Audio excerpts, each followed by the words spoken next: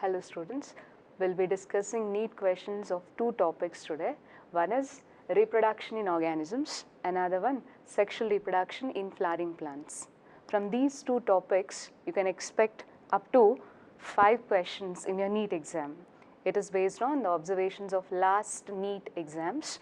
So by this you can understand that sexual reproduction in flowering plants, it's an important topic where 4 to 5 questions have been asked in the last few years.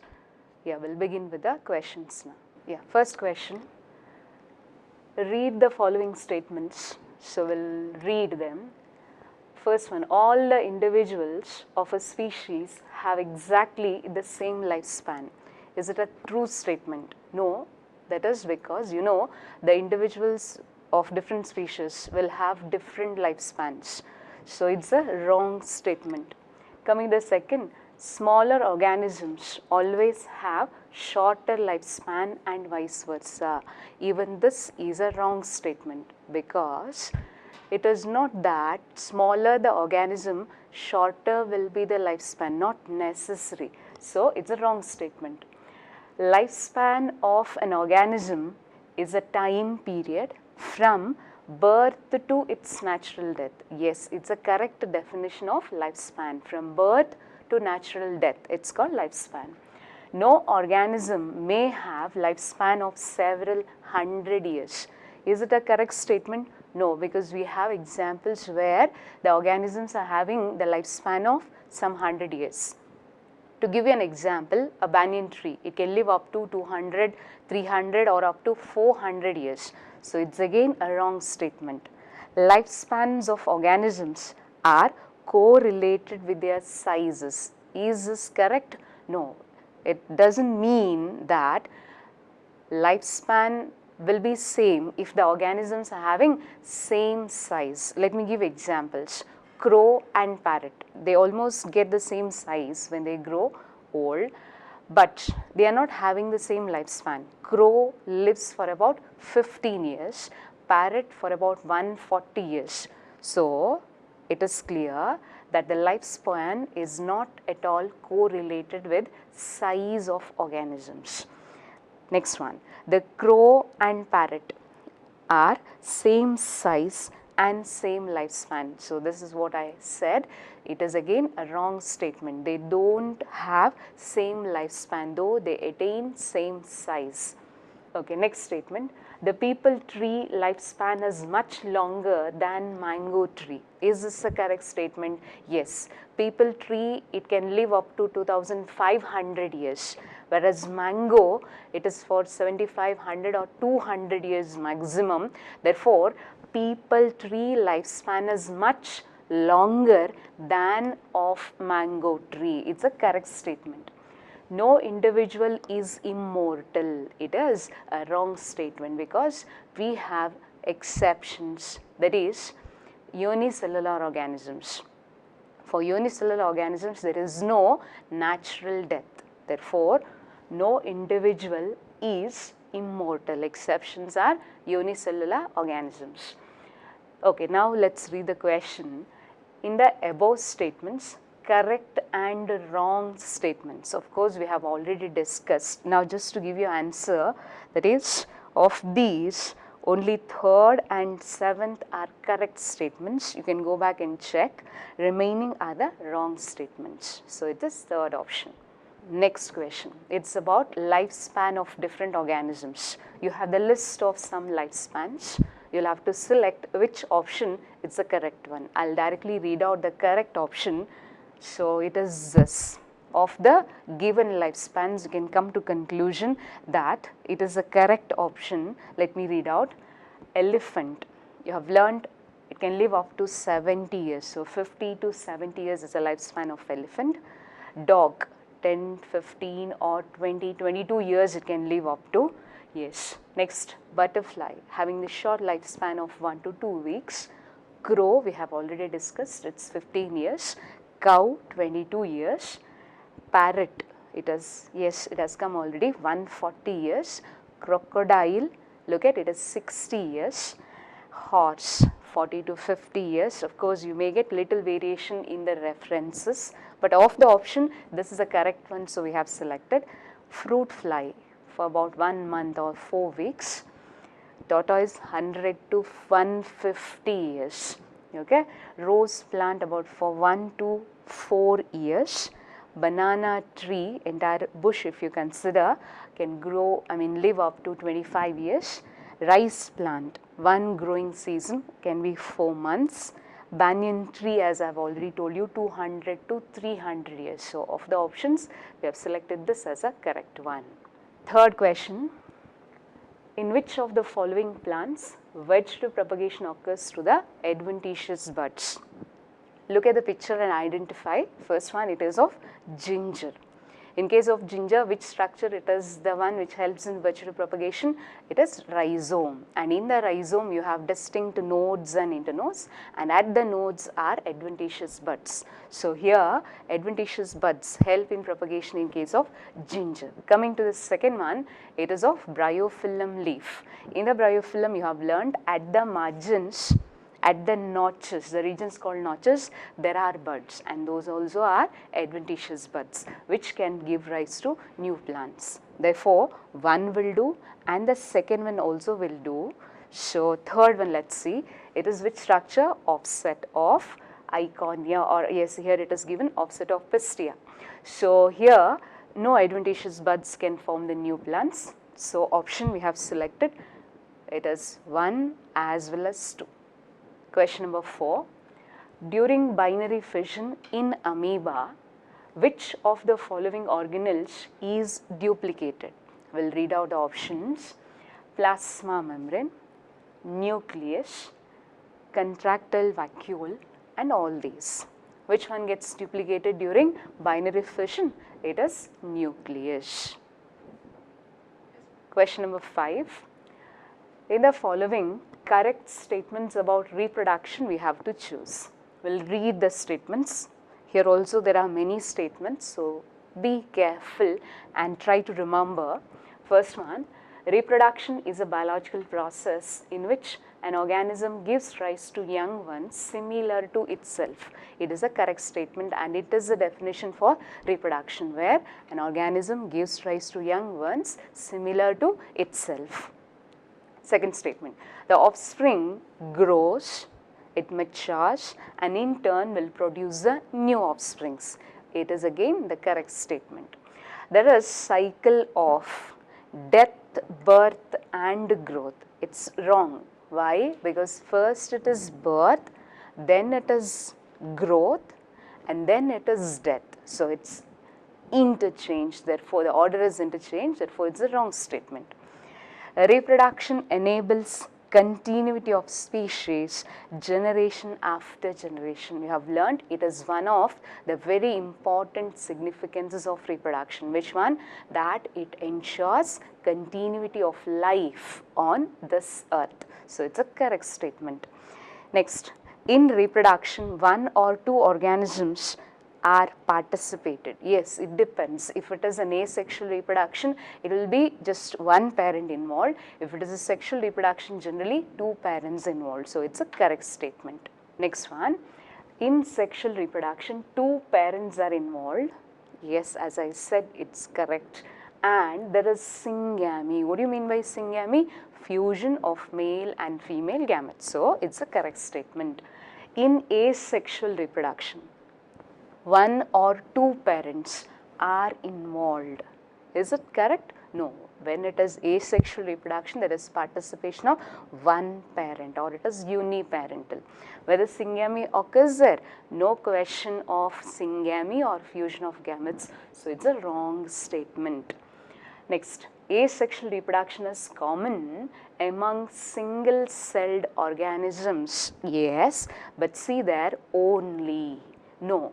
It is seen or common in single cell organisms, but not only in them, even in multicellular plants you find, which we call it as vegetative propagation, and in other animals with simple body organization you will see the asexual reproduction. So because it is given only, it's a wrong statement. Now we'll select the option, that is what is asked there.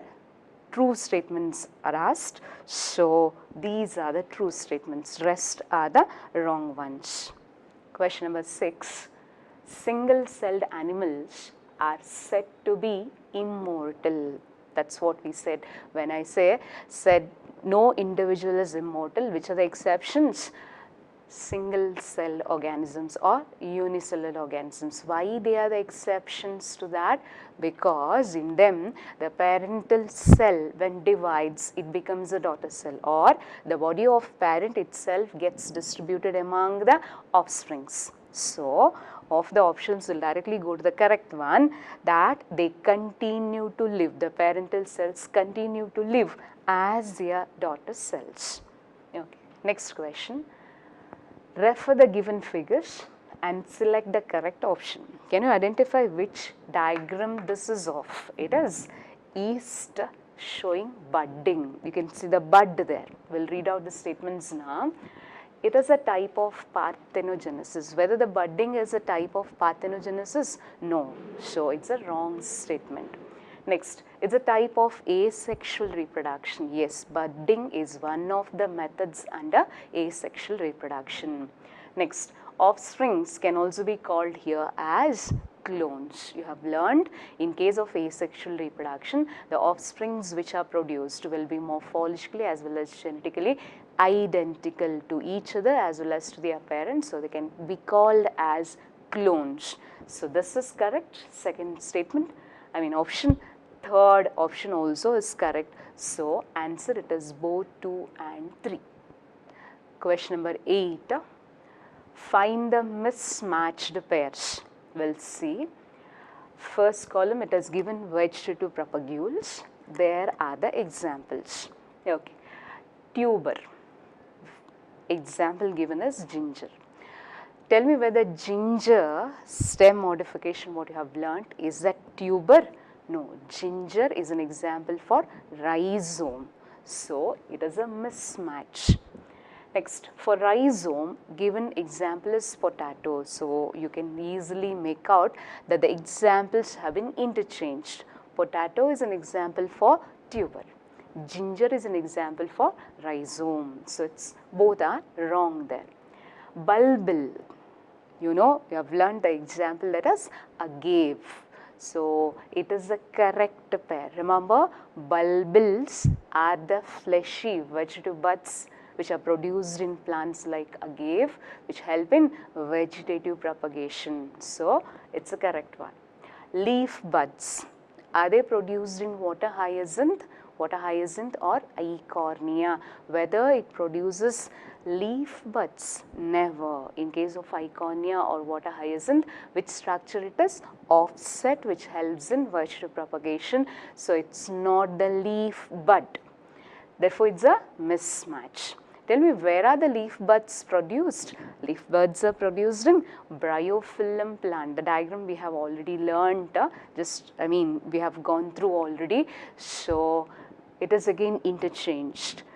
Leaf buds, it should be bryophyllum, and for offset, it is water hyacinth or eichhornia. So what is asked there? Mismatched pairs. 1, 2, 4, 5. So correct one is given only bulbil of agave.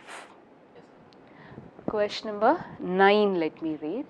We'll have to read some statements to select the correct option. Okay, first one. Many plants are propagated vegetatively even though they bear seeds. Which is the best example? Potato. Though it's a flowering plant, it forms the fruits and seeds. It's never propagated through the seeds but through its tuber. So there are many such examples where, for example, sugarcane also, it's not propagated through the seeds but through its stem. So it's a correct statement. Though they bear the seeds, will be propagated only through their vegetative parts, some of them. Sweet potatoes multiply vegetatively through the root tuber. Is this the correct one? Yes. Sweet potato, remember, an example where it is root tuber produced, helps in propagation. So both are correct statements. Is this a correct explanation for the previous? No. So answer is the second one. Question number 10. read the statements about terror of Bengal or water hyacinth or eichhornia. First one, terror of Bengal is a name given to water hyacinth, correct na? An alga. Is it an alga? No, it is an angiospermic plant. It forms beautiful flowers. So it's not alga, so it's a wrong statement. Eichhornia, another name for water hyacinth, was introduced to India for its aesthetic value. You have learned eichhornia or water hyacinth was introduced to India for its more colored flowers and beautiful shape of leaves, or for its aesthetic value. Okay. Eichhornia drains oxygen from the water, leading to the death of fishes. Yes, when it multiplies rapidly in the water bodies, it uses all the oxygen. What happens then? Leads to the death of aquatic organisms. That's why it's described as a terror. It's a big problem. So, it's a correct statement. It is the most invasive weed. Is it not? Yes, it is the most invasive in the sense within a very short period of time it has spread so much. So the most invasive kind of weed found in flowing water bodies. No, remember eichhornia is found growing only in stagnant or standing water bodies, not in flowing water bodies. So it's a wrong statement. Within a short period, it has spread all over the water body due to its runner type of vegetative propagule. Is it a correct one? So the first half will consider first that within very short period it can spread all over the water body. Yes, this part is correct, but through its vegetative propagule, that is runner, it's wrong, because in case of water hyacinth, which structure is produced? It is offset. Remember, it's not runner, it's offset. So it's a wrong statement. Next, it cannot be easily get rid of from the water medium. True. Why? Because it spreads so rapidly, so it becomes very difficult to control the sweet. That's why it has become the problem nowadays, or it has become very difficult to control it. It's a right statement. So, after reading all, what we can come to the conclusion, which are the correct ones. Here 2, 3, 6 are the correct ones. Rest, for example, this one, it's a wrong one, no? Yes, so it is third option. Question number 11, match the following. We have asexual reproduction types in the first column, characters and examples. We'll just go on reading them. Cell division or splitting of the cells. Here the cell divides, the parental cell divides into two and gives rise to new individuals. For example, binary fission, where 1 into 2 it divides. So it's correct, right? Next example given, amoeba and paramecium. Yes, it is seen in amoeba as well as paramecium. Both show fissions. But in case of amoeba, you have learnt it is irregular plane of fission, whereas in paramecium, it is transverse fission. Euglena, it's longitudinal fission. So they planes of fission will vary, but all are fissions or divisions. So correct in a sense. 1PA is a pair. Next, binary fission, that's what I was telling about. Parental cell will be dividing into two halves, okay, and each will grow into an adult division, and under that it is binary fission given here. Examples in protist as well as in monerans. Bacteria also you find, and as I said, amoeba, euglena come under, so it's given correctly. Buds, what do you mean by buds? They are the outgrowths which will be seen attached to the parental body first till they become nutritionally independent. Once they become nutritionally independent, get detached and grow as individuals. So the parental cell divides here unequally and small outgrowths are produced. You have gone through the diagram of yeast where parental cell will be larger and the bud will be smaller. So it's unequal division and that bud will be attached at the beginning, then gets detached. Yes, example is yeast. Remember, yeast is an example for budding, but it is external budding because we have internal buds also in case of sponges. Yeah, zoospores. What are they? Microscopic motile structures which are produced within the zoosporangia or they are endogenous in nature. So, zoospores are microscopic asexual motile spores produced inside, remember, within zoosporangium. Example, Chlamydomonas, not penicillium. Penicillium it's produced, penicillium will be producing conidia. Instead of zoospores, in penicillium it is conidia which are produced.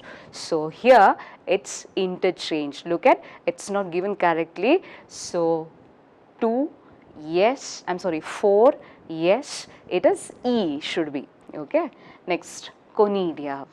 What are conidia? They are again the spores, non-motile spores. How are they born? Externally at the tips of conidiophores in the form of chains. So, microscopic non-motile structures, remember, exogenous. They are born at the tips in the form of chains. So, exogenous. This is given correct. Examples, look at interchange. So, for conidia it should be penicillium and for zoospores it should be Chlamydomonas.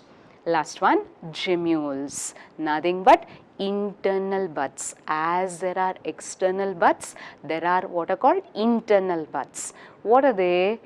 Yes, they will be born inside the body of parent and when get separated or detached from will form a new individual. So, where are such internal buds produced? Remember, in sponges. So, it's given correct. Now, we will select the option. Obviously, it's third one. Okay. Question number 12 will read, refer the given figures and select the correct option.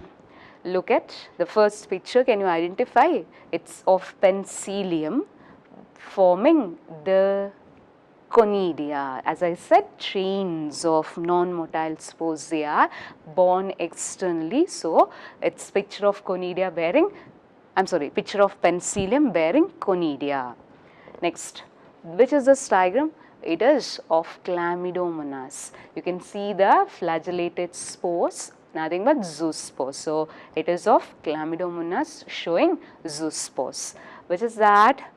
It is hydra. Which structure is shown there? It's a bud. So, hydra again an example where it is external buds produced. Last one you can identify easily, it's the yeast showing bud. So, here also external bud, that is also external bud. Now, we will read out the options. C and D, which are those? Hydra and yeast reproduce by budding. Is this correct? Yes. So, both you can see there are showing the external buds or outgrowths. So, C and D reproduce through budding. Next, all these reproduce by sexual mode. There is no question because we are here speaking about asexual reproduction. So, it's not correct. B represents multiple fission. Is this multiple fission of alga? No, this is zoospores formed inside the zoosporangium.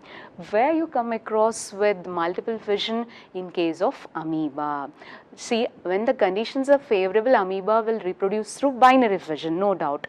In a sense, one parental cell will be dividing into two daughter cells. But when the conditions turn to be unfavorable, what happens in amoeba? You have learned, when unfavorable conditions arrive, amoeba will withdraw all its pseudopodia and will develop 3-layered thick wall around the body, and that phenomenon is called encystation, and formation of that, it is the cyst formation. Okay.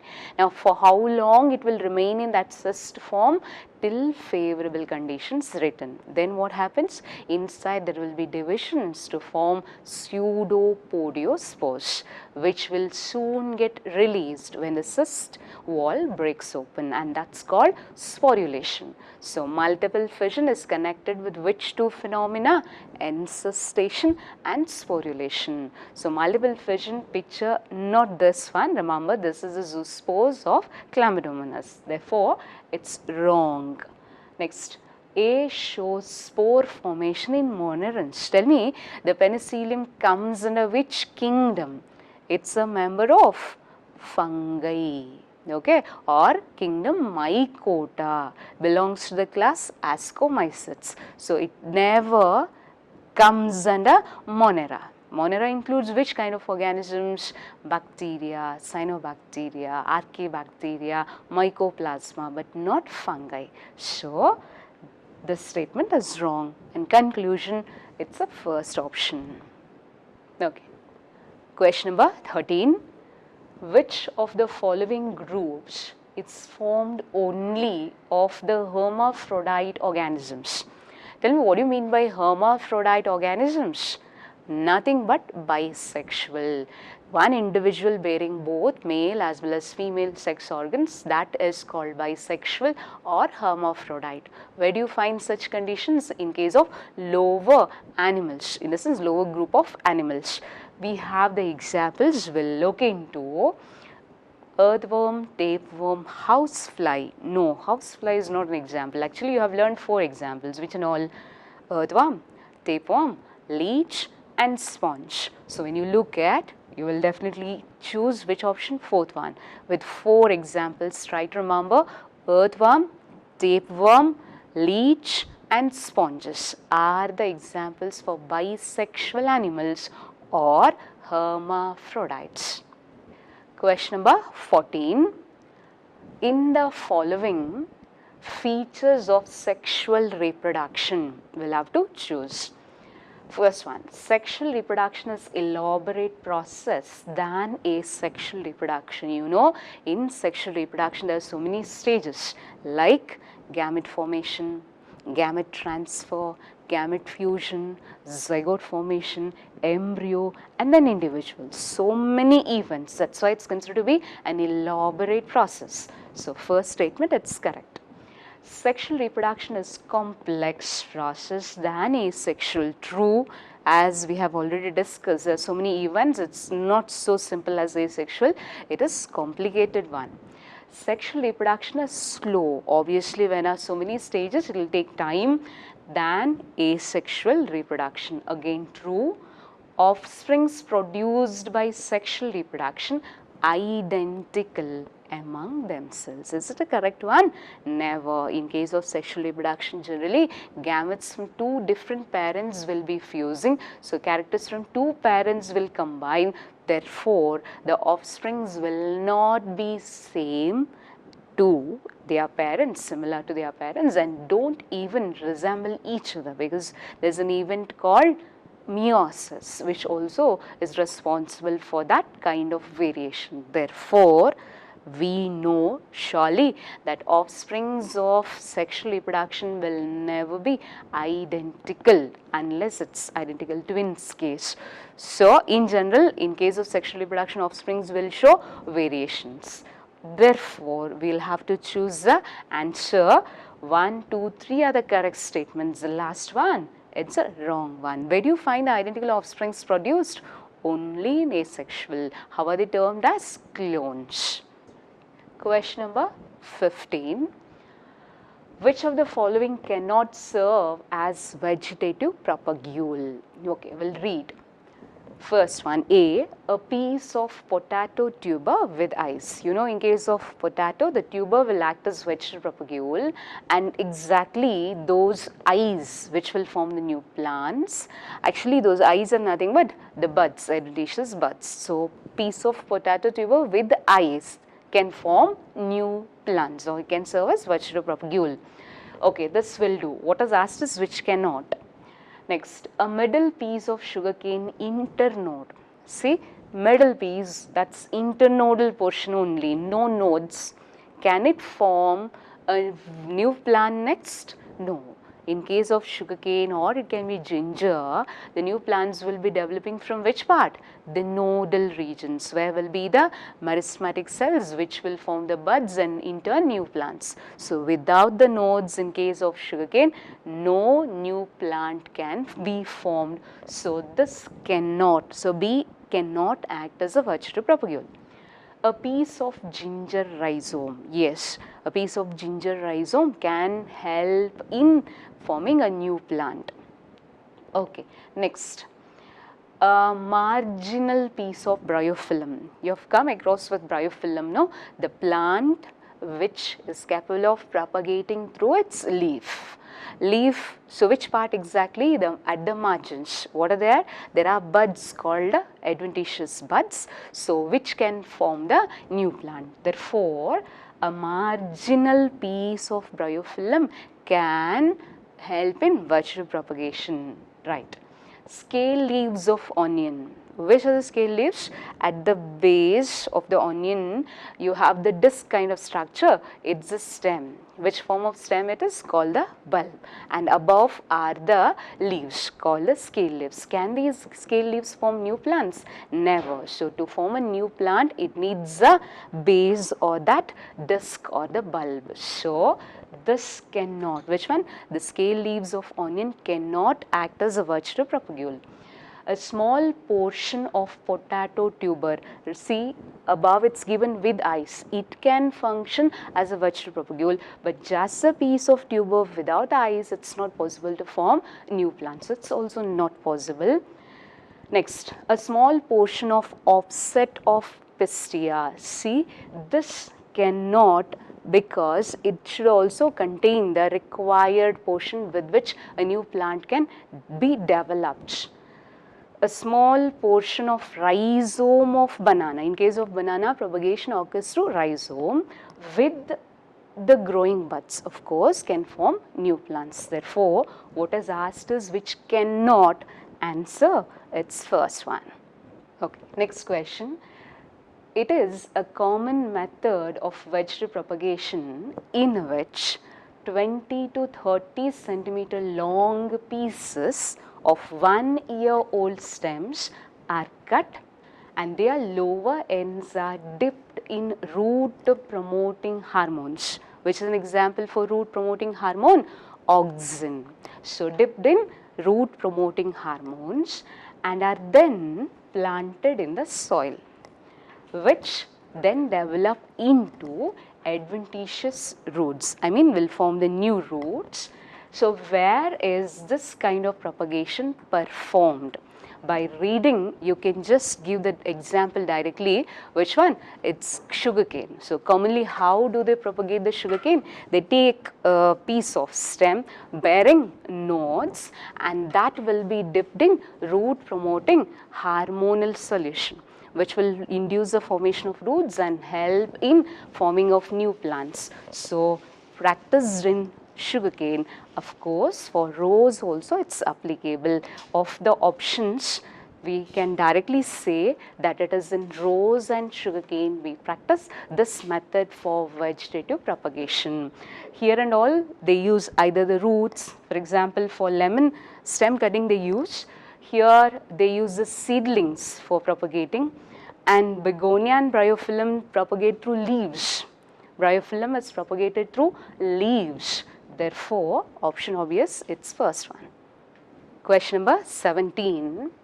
Sexual reproduction involves formation of male and female gametes by the same individual. Of course, you have learnt usually the male and female gametes will be produced from two different individuals, but sometimes it can be from the same parent, because if the condition is bisexual, obviously the same parent will be forming both the types of gametes. So, this will do. Next, formation of male and female gametes by different individuals. So, there are two possibilities, either from the same body both the types of gametes produced, or in two different bodies the gametes produced. So, both will do. Therefore, it is both, or option is third one. Okay. Question number 18. In the following, we will have to choose the false statements. all plants produce flowers in all seasons. Is it a correct one? No, because we don't get mango all throughout the year, right? Only during particular season we get. So, not all the plants will flower all throughout the year. So, wrong statement it is. The availability of fruits, look at mango, apple, jackfruit, seasonal, because the flowering is seasonal there. It's a correct one. The annual and biennial, annual within a period will complete the life, biennial take 2 years to complete their life. So, in case of annual and biennial plants, you will find clear-cut division of vegetative, reproductive and senescence phases. What do you mean by? Because you just consider example of rice plant. You can see that it is growing. Which period is that? It's a vegetative phase. What happens next? It starts flowering. It's its reproductive phase. What next? Becomes old and then dies. So you can clearly make out vegetative phase, then reproductive phase and also senescence phase. In which plants it is possible? Annual as well as for biennials. But for perennials, remember, such clear-cut differentiation is not so easy. If you consider an example of mango. So, when it is growing, okay, you can blindly say that it is vegetative. Once it starts flowering, will it flower throughout? No. After a period, it stops flowering, takes a gap. Now, that gap to be included for vegetative or for reproductive, you will have the confusion. So, remember the clear-cut differentiation of phases, it's possible for only which two groups of plants? Vegetative as well as, for annual as well as biennial plants, not for perennial ones. Okay, next. A few plants exhibit unusual flowering phenomenon. So, it can be seasonal for some, it can be throughout the year for some, but there are still others which show an unusual pattern of flowering. Which example you have learnt? Of bamboo. How it flowers after 50 to 100 years of vegetative growth, it flowers only once, then dies. That is an unusual way of flowering seen. So, some exhibit unusual flowering. Bamboo species, yes, that's what. Flower once after 50 to 100 years of vegetative growth, then die. So, this is a justification. So, which statement we got as wrong? First one, right? Okay. Okay, next statement will read Strobilanthus kuntiana. So, what you connect with this name?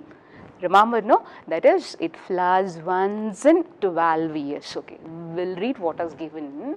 Once in 12 years it flowers. So, it's correct. Neela Kurunji. Which is this one? Common name for Strobilanthus kuntiana.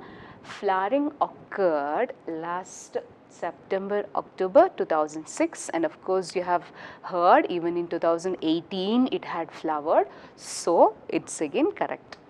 Neela Kuranji, Strobilanthus same, flowers present in the hilly regions of Kerala, Karnataka and Tamil Nadu you have learned. So, it's given only in Kerala and Karnataka, so wrong statement. What should be included there?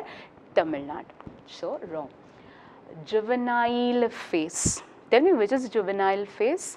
For animals, the growth phase instead of vegetative phase we call as juvenile phase. In which ones?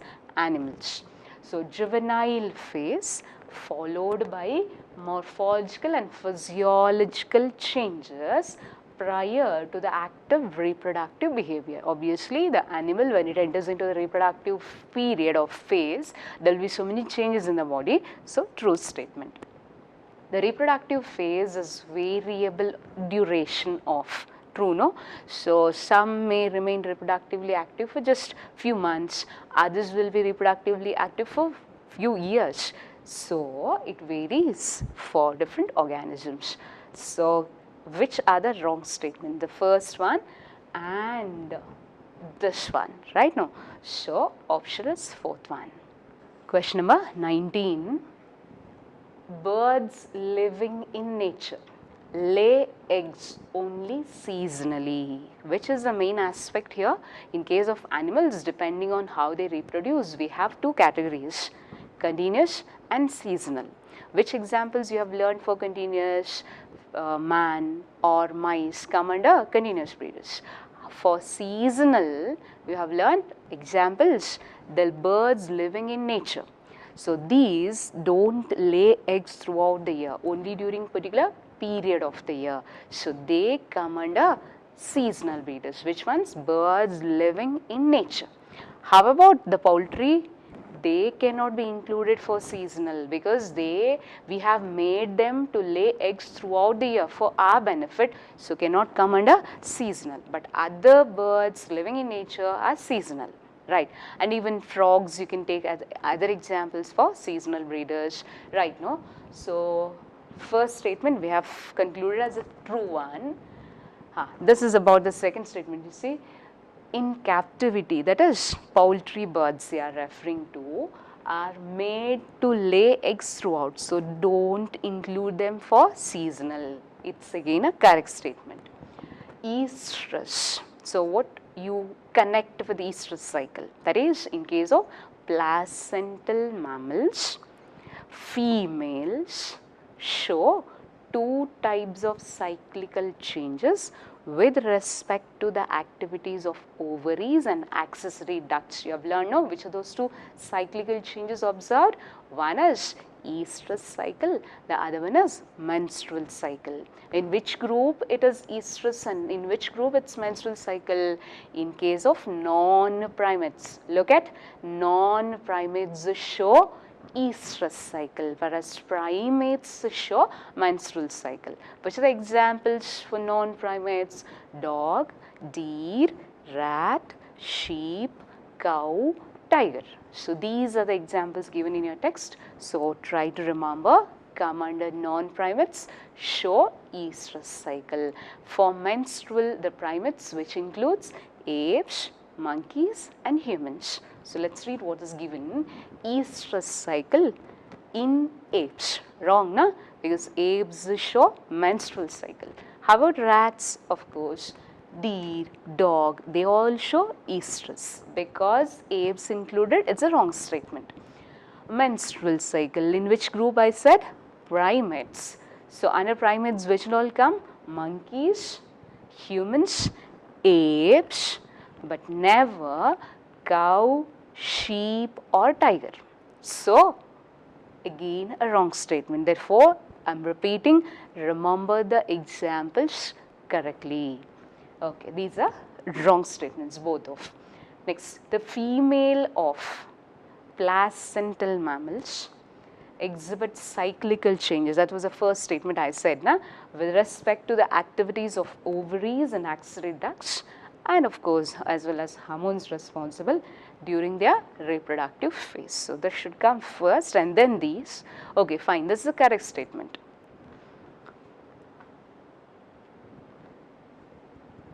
Okay, next statement.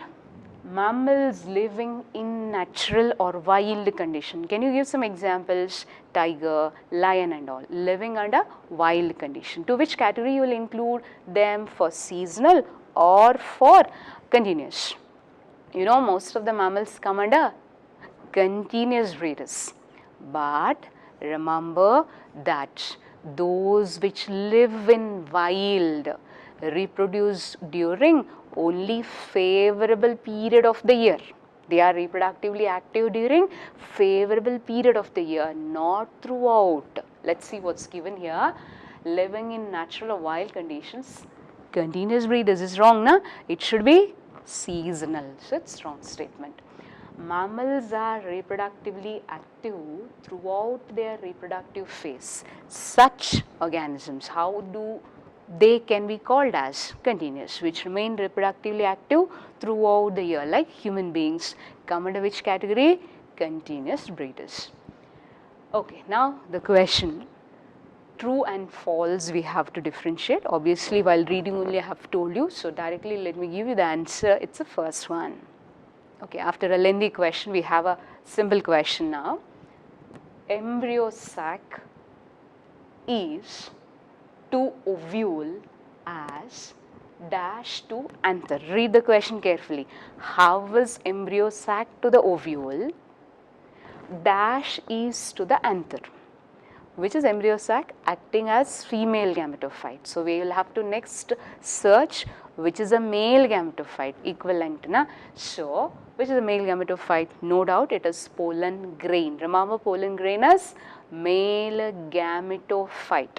Embryo sac is female gametophyte. So how is embryo sac to ovule? The pollen grain to anther, because embryo sac pollen grains are the gametophytes. Okay, again a lengthy question, we'll get into of match the following type. Homogametes, heterogametes mentioned. Can you differentiate the two? Homo, it's similar. Hetero means different. So if the gametes, which two? Male and female gametes, if fusing gametes appear to be alike, condition is homo. If they differ from each other, it's called hetero. So it's given explanation, you can see there. So it's given correctly, na? Yes. So 1 it's P, 2 it's Q. Let's consider examples. Cladophora, an example for homogametic individual. Right now, Chlamydomonas is another example. In your textbook, they have given the picture of Cladophora, green alga. So it's given correct. 1 P A. Next, in majority of sexually reproducing organisms, you find which condition? Hetero. For example, human beings or bryophytes or pteridophytes. There are heterogametic condition, maximum of 5. Bisexual plants. Which are they? Where both the kind of structures formed in the same plant. Right now, which example you have learnt? For bisexual condition, bisexual monoecious condition, where both the structures are there in same body. Examples given are Cara, you imagine the picture where it is oogonium and antheridium present in the same body. Okay. How about sweet potato? Imagine the picture of flower wherein you have the stamens and carpel in the same flower. So, showing bisexual condition. Cucurbita and coconut. In case of cucurbita and coconut, they show bisexual condition, but remember flowers are unisexual. What's the meaning? They have both male and female reproductive structures in the same plant, but not in the same flower. Therefore, they are though bisexual plants are bearing unisexual flowers. See, there's a difference, fine difference. If you consider sweet potato flower and the cucurbita flower, in case of sweet potato flower, both the structures are there in the same flower. Whereas in case of cucurbita, both the structures are not there in the same flower. The flowers are different, but will be born on same plant. So we can take examples where both the structures present in the same body. So it is which one? Cara, sweet potato and all. How about in date, palm, papaya? You have separate plants. The condition is unisexual. If it is one plant, it will have just the male flowers or the female flowers, never both. Remember in case of papaya. So either it will be a male plant or it will be a female plant. Date palm also same thing. So it's interchange. Look at having both the kinds of flowers, but it's given in different plants. So which one? Date palm and papaya, the examples. Okay. Hermaphrodite, already we have come across with nothing but bisexual, the same animal bearing both the kinds of sex organs. So examples, leech and liver fluke, okay, earthworm, tapeworm, sponges, fine. Next, what do you mean by unisexual? Most of the animals are unisexual, having only one type of sex organ. Majority come under this category. Examples which I have learned, cockroach and also human beings. So answer, it's 3. Next question, question number 22. Find the matched pairs. Okay. A haploid plant produces haploid gametes by mitosis division. Carefully you have to listen to now.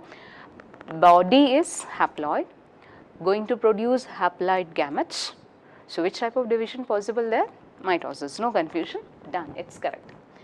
Haploid parent, haploid gametes, meiosis, no, because we have chosen the first one correct, obvious that this is wrong. Haploid plants, examples given, bryophytes, algae, fungi and monera. Okay, let's make it clear. The lower groups, I can say rather up to, okay, monera, up to fungi you can consider, the body is haploid. Okay. When it comes to plants, up to fungi, I said it's haploid. Next, considering plants, under plants which in all groups come? Algae, bryophytes, pteridophytes, gymnosperms, angiosperms, 5. Okay.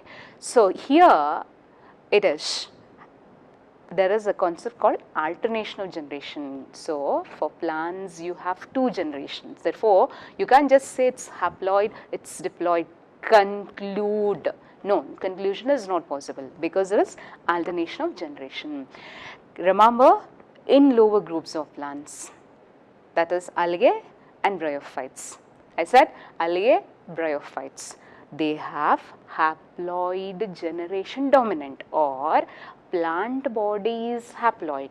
It doesn't mean that there is no another generation, it's there, but it's not so dominant. So which is dominant? Up to bryophytes, it's gametophyte. And what is the ploidy of gametophyte? It's haploid. So these have haploid body, right? Which are the other groups? Pteridophytes, gymnosperms, angiosperms. Which type of plant body are they having? It's sporophyte. What is the ploidy of sporophyte? Diploid. So, under haploid, which 2 plant groups come? Algae and bryophytes. Okay, so that's why the examples given for haploids: algae, bryophytes, fungi, monera. Done? Okay, next. Where it is diploid condition, look at pteridophytes, gymnosperms, angiosperms. Why it's like that? Because they have sporophytic phase dominant, right? Plus most of the animals.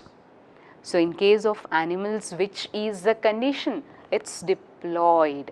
Even it includes humans. So given correct.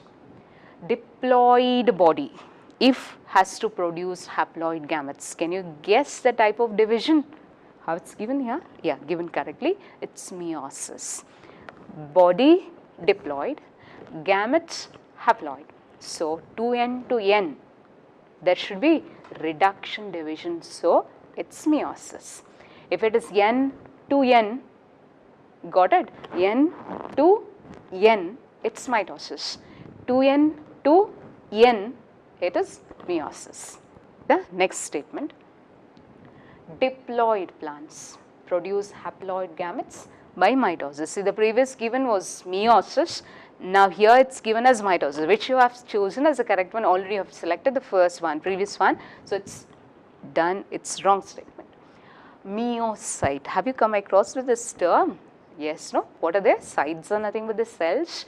So are the specialized diploid cells which undergo meiosis. So it's given here, present in diploid organisms. Yes, so which will be undergoing meiosis, given correct. Examples for meiocytes, simple, gamete mother cells. Right now, in case of animals, any kind from the male or as well as female, you can select gamete mother cells as meiocytes. So conclusion, we have already come across with the wrong statements, na? Yes, so it is all correct except 2 and 6. See here, done? Okay. Question number 23, it's regarding parthenogenesis. You remember the definition of parthenogenesis? Tell me, it is development of new organism directly from female gametes, that is egg, without undergoing fertilization. Right now, so we'll see which option is given correct for. Female gamete undergoes development to form a new organism without fertilization is the correct one. So, first option. Okay, here we have examples to choose for where it is parthenogenesis. Which are the examples you have learned for? Rotifish, honeybees, some lizards and birds. Under birds, it's turkey birds. Right now, just 4 to remember, easily you can remember. So, answer is this: rotifish, honeybees, some lizards and turkey birds. Question number 25. Few statements are given below. Find out the wrong statement. See, by the end you have to remember whether to select the wrong statements or correct ones. I will just be telling which is correct and wrong. Just conclusion you have to come to finally. Fine. First statement, let me read. Male and female gametes must be physically brought together to facilitate the fusion. Which is this one? They are referring here to gamete transfer, right? Gamete transfer is an important event to achieve fertilization. The two should be brought closer. So, correct statement. In all the organisms, male gametes are motile, female gametes are non-motile. You agree? No, because we have the exceptions where both are motile, and also we have the cases where male gametes also non-motile and female gametes also non-motile. So, you can't blindly say always that male gametes will be motile and female will be stationary. Therefore, it's a wrong statement. Now, tell me where both the gametes are motile. In few algae and fungi. What do you see? Both male and female gametes motile. Where it is non-motile male gametes and female gametes. Coming to plant examples. Yes, in case of gymnosperms, of course cycas can be an exception. Otherwise, gymnosperms and angiosperms, these both groups are having non-motile male gametes. So, you just can't say always the male gametes are motile. It's a wrong statement given. Next, in algae and bryophytes, whether gametes, male gametes motile or non-motile, algae, bryophyte, pteridophytes have male gametes motile only. Okay. So, water is a medium, yes, for the transfer of gametes, for the male gamete to reach the female gamete. In them they need water. It's a correct statement. Male gametes situated in the pollen grain, ovule has the egg in case of seed plants. Yes, pollen grain is considered gametophyte. It's going to form the gametes. So, pollen will have the male gametes, ovule will be having female gamete or the egg. It's correct. Okay. Pollination. What is that? Transfer of pollen grains to the stigma, right, of same flower or another flower, right now. So, I have not yet completed the statement.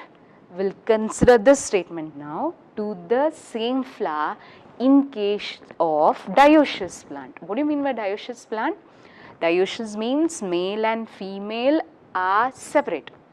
So, dioecious, the one plant will have only either male flowers or it will have only female flowers. So, if it is transferred to the same flower, can it be a pollination there? Not possible, because from the male it will be transferred to the male flower only. So, it is wrong, right? No. Dioecious animals, what do you mean by? Sexes separate, okay. the organism must evolve a special mechanism for the gamete transfer. This you have learnt. So, conclusion, we have already got the wrong statements, na? Yes, option, it's 3. 26th question. We'll have to find out A, B, C, D, E, F, G in the, okay, it's given blank, we'll have to write there. Yes, we'll try. It's related to chromosome number in the meiocyte. What's the condition? 2n. And in the gametes, what is the condition? It's n. So we'll have to fill the gaps. Where it is 2n equals to 12. To make it easy, let me give you all those examples which are given in your textbook so that you can fill the spaces. Fine, na? Okay, we'll consider dog, 2n number 78, cat 38, fruit fly 8, house fly 12, house fly 12, butterfly 380. Got na? Yes. Coming to plant examples, of course, I have not mentioned human beings because you are all familiar with that. Okay, I will not say. Coming to plants, we'll begin with which plant? Onion, 16, rice, 24, maize, 20, apple, 34, potato, 48. There's one more with maximum, Ophioglossum, 1260. I think I have not mentioned about rat, it's 42. So all the examples I've given you. So we'll go on filling the A, B, C, D and all. So here comes housefly, 78, 2n number 1260, apple 34, apple, rice 24, which number? 2n. E is asked. E means n number. E is n. N should be 24, so 12. Where's 380? Butterfly. Right. Onion 16. H. Answer? First one. Question number 27. We'll have to identify organisms given in the pictures. Can you identify? Then we'll go into the condition. This is Mercantia. It's Archegoniophore and Threadiophore. Though it's not clear, we'll assume because it's female. Archegoniophore, it's male. So, and Threadiophore. Which is B? Sweet potato, bisexual flower. Look at both the structures, stamen and pistil, carpel together. Which is C? Cara, a green alga, where you can see oogonium above and below it is antheridium. Which is the plant? Cara. Which is this one? Earthworm. Last, it's of cockroach with both male and female reproductive structures. Now we'll have to find the condition. Yes, of course, option will draw next. Now I'll just give you the conditions. Mercantia, where it is separate. So it is heterothallic dioecious. It's not bisexual but uni. So heterothallic, separate, so dioecious. It's bisexual flower. How about Cara? Homothallic. In the same thallus both. So homothallic, monoecious. How is this? Which is this one? Earthworm. What's the condition? It's a hermaphrodite, right? Bisexual. Unisexual cockroach. So answer you can draw. Question number 28. Correct statements you have to find out. See, correct statements to find. Let me read out. In algae and fishes, amphibians, syngamy occurs in the external medium, that's water. Are these examples where it is external fertilization? Algae, amphibians and fishes. Yes, na? Okay, so it's correct. Organisms exhibiting external fertilization will have to release both the gametes out. Release this one, sorry. Organisms exhibiting external fertilization show great synchrony between the sexes. Yes, when the female deposits the eggs, the male should come and deposit the sperms there. So, there will be a synchrony between the sexes, and they will be releasing, both will be releasing large number of gametes into water. So, it is correct. Syngamy occurs inside the body of organisms, then it is internal fertilization, correct. Zygote into embryo formation, it is a post fertilization event. You remember, no? Pre and post. Pre is prior to fertilization and post is after. So, after the fusion, after the zygote is formed, it will be growing into embryo. So, it is correct. In algae and fungi, zygote develops thick wall. You have learned usually they reproduce by asexual method, but when it comes the unfavorable conditions, what they do, shift to sexual and form the zygote. And what happens to that zygote? It develops a thick wall and it goes resting period. You have learned, na? So, in that condition it can withstand desiccation, dryness, damage and all. So, it is given correct. Till now we have not found any wrong statement, right now? Okay, we will read this. In organisms with diplontic life cycle, see, you have to now get the concept of diplontic life cycle. Give me the examples where it has diplontic life cycle. Yes, seed plants, gymnosperms and angiosperms. What happens to the zygote? Zygote undergoes mitosis, forming a multicellular sporophyte, which is a dominant phase in their life cycles. I said zygote undergoes mitosis to form a multicellular sporophyte. Have it's given here meiosis. It's wrong. Tell me where zygote undergoes meiosis. It's in haplontic life cycle only. What happens there? Zygote directly undergoes meiosis and forms a haploid spores, which case haplontic life cycle. So, it's wrong. The first wrong statement we got. During embryogenesis, what do you mean by embryogenesis? Development of embryo from zygote. Zygote undergoes only cell divisions. No, because if there is only cell divisions, it will just form a mass of cells. Embryo is not just a mass of cells, it will have the tissues, organs. So, along with the division, there is one more, which is that differentiation. There are two important processes, therefore, cell division, cell differentiation. So, it is a wrong statement. We got the two. So, answer second one. Okay. Question number 29, it is related to oviparous and viviparous. Of course, this you have learned from your high schools and also you know what are ovi. Ovi are those which lay eggs. Vivi which retain the eggs and the young ones will be developing inside, therefore they give birth to young ones. Now, what is important first to note here, in ovi the development of embryo is outside the body, whereas in viviparous embryo develops inside the body. That is an important point. Okay.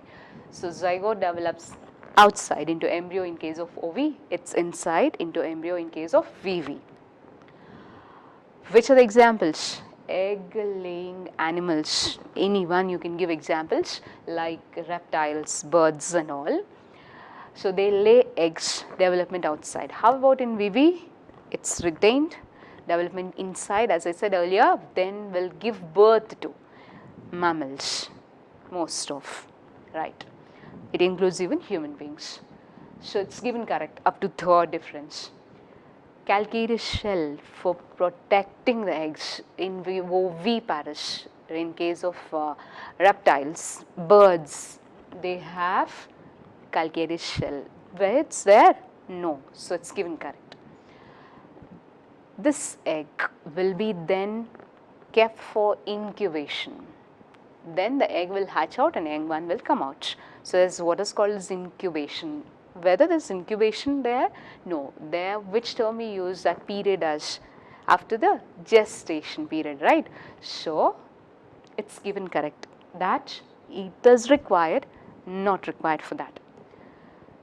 In case of OV, is there proper embryonic care? No, na? Why? Because embryo will be developing outside the body. Therefore, there is no proper care of the embryo. That is why survival rate is less there. How about in VV? Better care, better protection because it's inside. So, survival rate is more. These two differences have been interchanged. Otherwise, it's given correct. So, it's second option. Question number 30. Following events are after fertilization. Okay, post fertilization events given. We'll have to find the correctly matched ones. Zygote formed inside the ovule in case of flowering plants. Right now, after fertilization, zygote will be formed inside the ovule. Given correct. Sepals, petals, stamens, these all not required anyhow, will be falling off. So, given correct. Zygote develops into embryo, correct. Ovules will next transform into seeds. Ovules into seeds, correct. Ovary into fruit. Remember, ovule becomes the seed, ovary becomes the fruit. Okay. Seed will germinate and form the new plant. Did you get any wrong match here? No. So, all are correct. Question number 31. The period of growth, I think we have discussed this, na? And maturity. So, from birth to maturity before the reproduction in case of organisms, how it's termed as? For animals, juvenile, plants, vegetative phase. So, answer simple, third option. Question number 32. Among the terms listed, those that are not technically correct names for a floral whorl. So, what you have to select? Which doesn't mean the floral whorl. Simple. Okay. Is this a whorl? Yes, it's a male reproductive whorl, androecian. Carpel is a whorl? No, because the whorl is corolla. Carpel is the member, the whorl is gynoecium. Okay, carpel is a unit of gynoecium. So, carpel is not the whorl. Corolla, is this a whorl? Yes. What are the units of corolla? Petals. So, this is the whorl, this is the whorl, it consisting of stamens, this consisting of petals. Sepal is a whorl? No, sepal is a member of calyx. So, carpel of gynoecium, sepal of calyx. Those two are not the whorls, just these two. Answer, it is 2 and 4, not the floral whorls. Question number 30. A dicotyledonous plant bears flowers, okay, but never produces the fruits and seeds. You might have seen some such plants with only flowers but no fruits or seeds. The best example, papaya. Some papaya plants will bear only the flowers, not the fruits. Why it's like that? Because the condition is dioecious. What's the meaning? Male and female plants are separate there. That's why the male will have only the flowers, female flowers, and which will develop into fruits then. So, answer is simple. It is dioecious plant and the plant is bearing only the staminate flowers. What do you mean by staminate? Are the male flowers having only stamens. How do you call the female flowers? Pistillate flowers.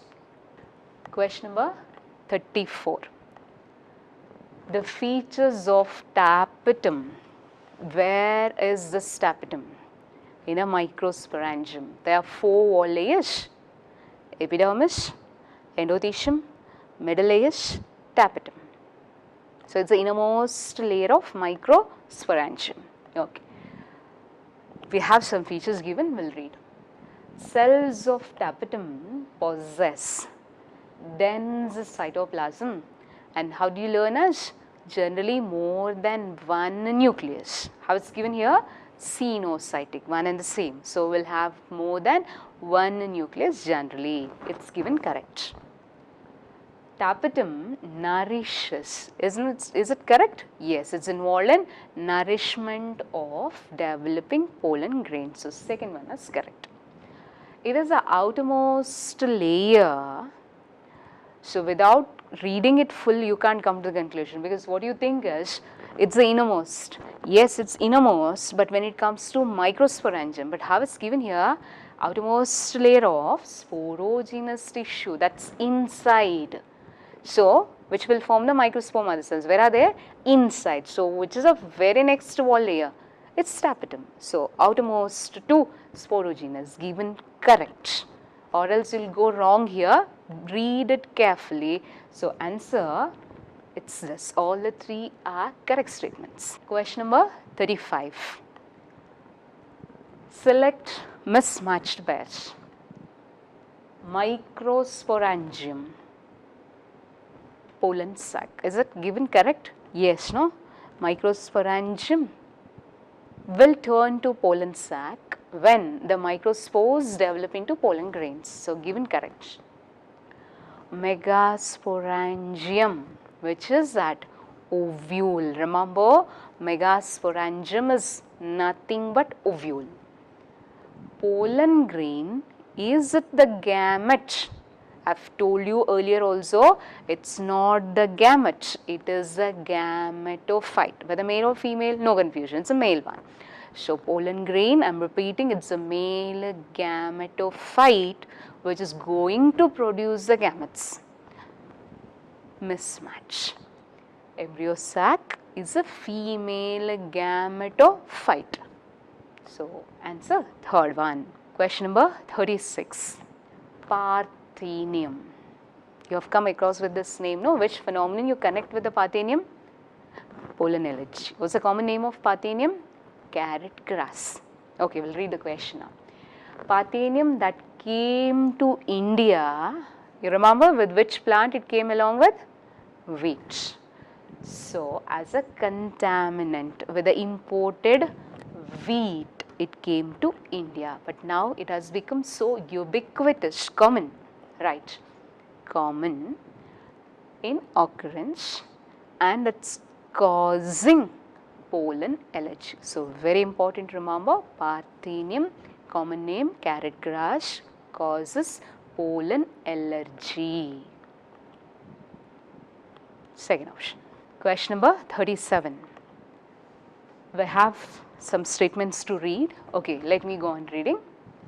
Flowers are morphological and embryological marvels and the sites of sexual reproduction. For a common man, if you ask a flower, what is that?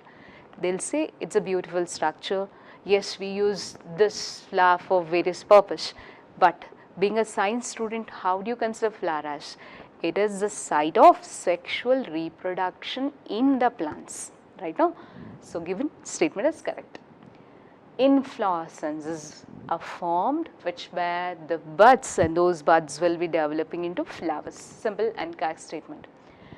Number and length of the stamens variable in flowers of different species. You have learned examples under morphology. Tell me where the number is variable. For example, it can be just 5 stamens, it can be 3, multiples of 3, so many examples, right now. Or if you consider hibiscus, there are numerous stamens. So, number obviously varies. Length, for length, which examples you have learned? In case of mustard or in salvia, there is variation in the lengths of stamens, right now? Okay, so it's correct. A dithecous anther which will have how many lobes? 2 lobes, and in each lobe it's 2 theca or 2 microsporangia. So 2 lobes, in each it is 2, 2 into 2, 4 microsporangia. Given here, it's 2, wrong, na? It should be 4. If it's a monothecous having only 1 lobe, it will have 2, but it is dithecous, 2 lobes, therefore it's 4. Microsporangia develop further into pollen sacs. How it's given here? Pollen grain. No, microsporangia develops into pollen sacs, whereas microspores will develop into pollen grains. It's given wrong. Microsporangia into pollen sacs. Pollen sacs extend longitudinally, yes, all through the length of, tell me what? Anther, not stamen. It's a difference, no? Stamen will have anther and filament. So, they extend all through the length of anther, right? So, this is given wrong. We'll read the next statement. Microsporangium generally surrounded by 4 layers. We have already come across with epidermis, endothecium, middle layers, tapetum. Given correct. Outer 3 perform the functions of protection and license. Done. Tapetum, yes, the cells undergo meiosis. Is this correct? Meiosis will not occur everywhere, you know, right? Meiosis occurs when there is formation of microspores from microspore mother cells or megaspores from megaspore mother cell. There will be meiosis, not the cells of sporogenous tissue undergo meiotic divisions, form microspores. Correct, na?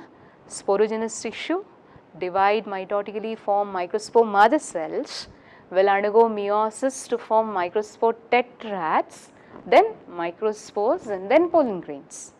Let me repeat: sporogenous tissue, microspore mother cell, microspore tetrad, microspore, pollen grain. Okay. So, which is the division there? Meiosis. From the microspore mother cell to microspore tetrads, meiosis, correct.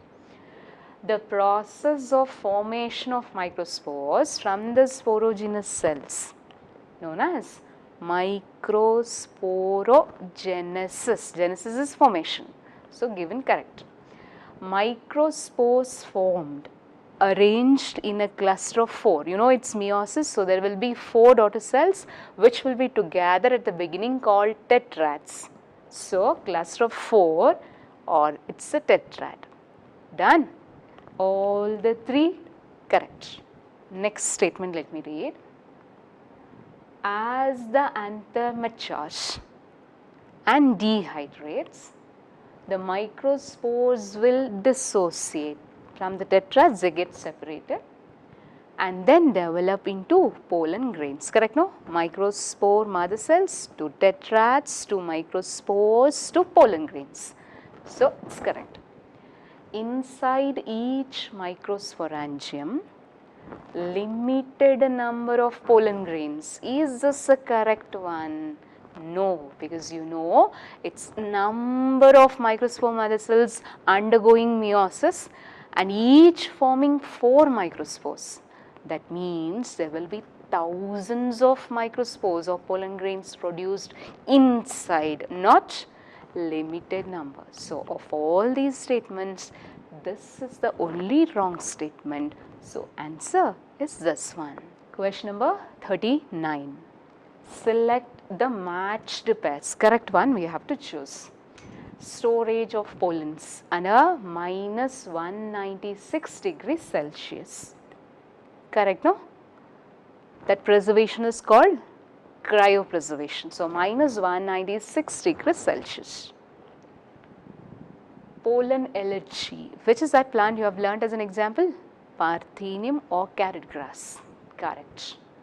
Chasmogamous. What do you mean by chasmogamous? Flash with exposed stamens or anthers and stigma.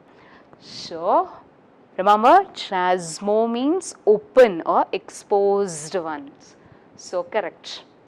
Xenogamy. There are three terms, na? Autogamy, Geitonogamy, xenogamy. What do you mean by autogamy? If the pollen falls onto the stigma of same flower, it's auto. If the pollen falls onto the stigma of another flower but of same plant, look at same plant, it is Geitono. If the pollen falls onto the stigma of another flower of another plant, it is xeno. Got it? So, xeno means cross, because two flowers of two different plants are involved here, not of same. Got it? So, it's not self, xeno is cross, otherwise it's called allogamy. I am repeating, xenogamy, it's cross pollination. So, it's wrong.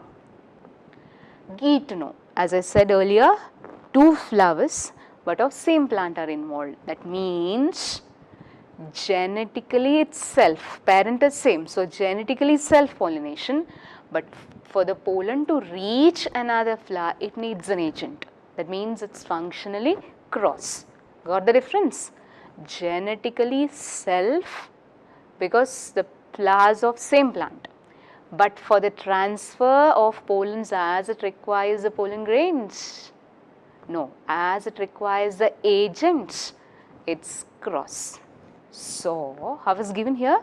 Genetically self, yes. Cleisto, what do you mean by cleistogamous flash? Opposite to chasmo. Cleisto means closed, which never open. The flowers which remain closed. How it's given? Okay, explanation is not given, example given. Commelina, yes, we have learned three examples. Commelina, Viola, Oxalis. They show cleistogamous flowers and of course chasmogamous flowers. So, now what is asked there? Correct ones, no? All are correct except this, because it should be cross. Done. Question number 40.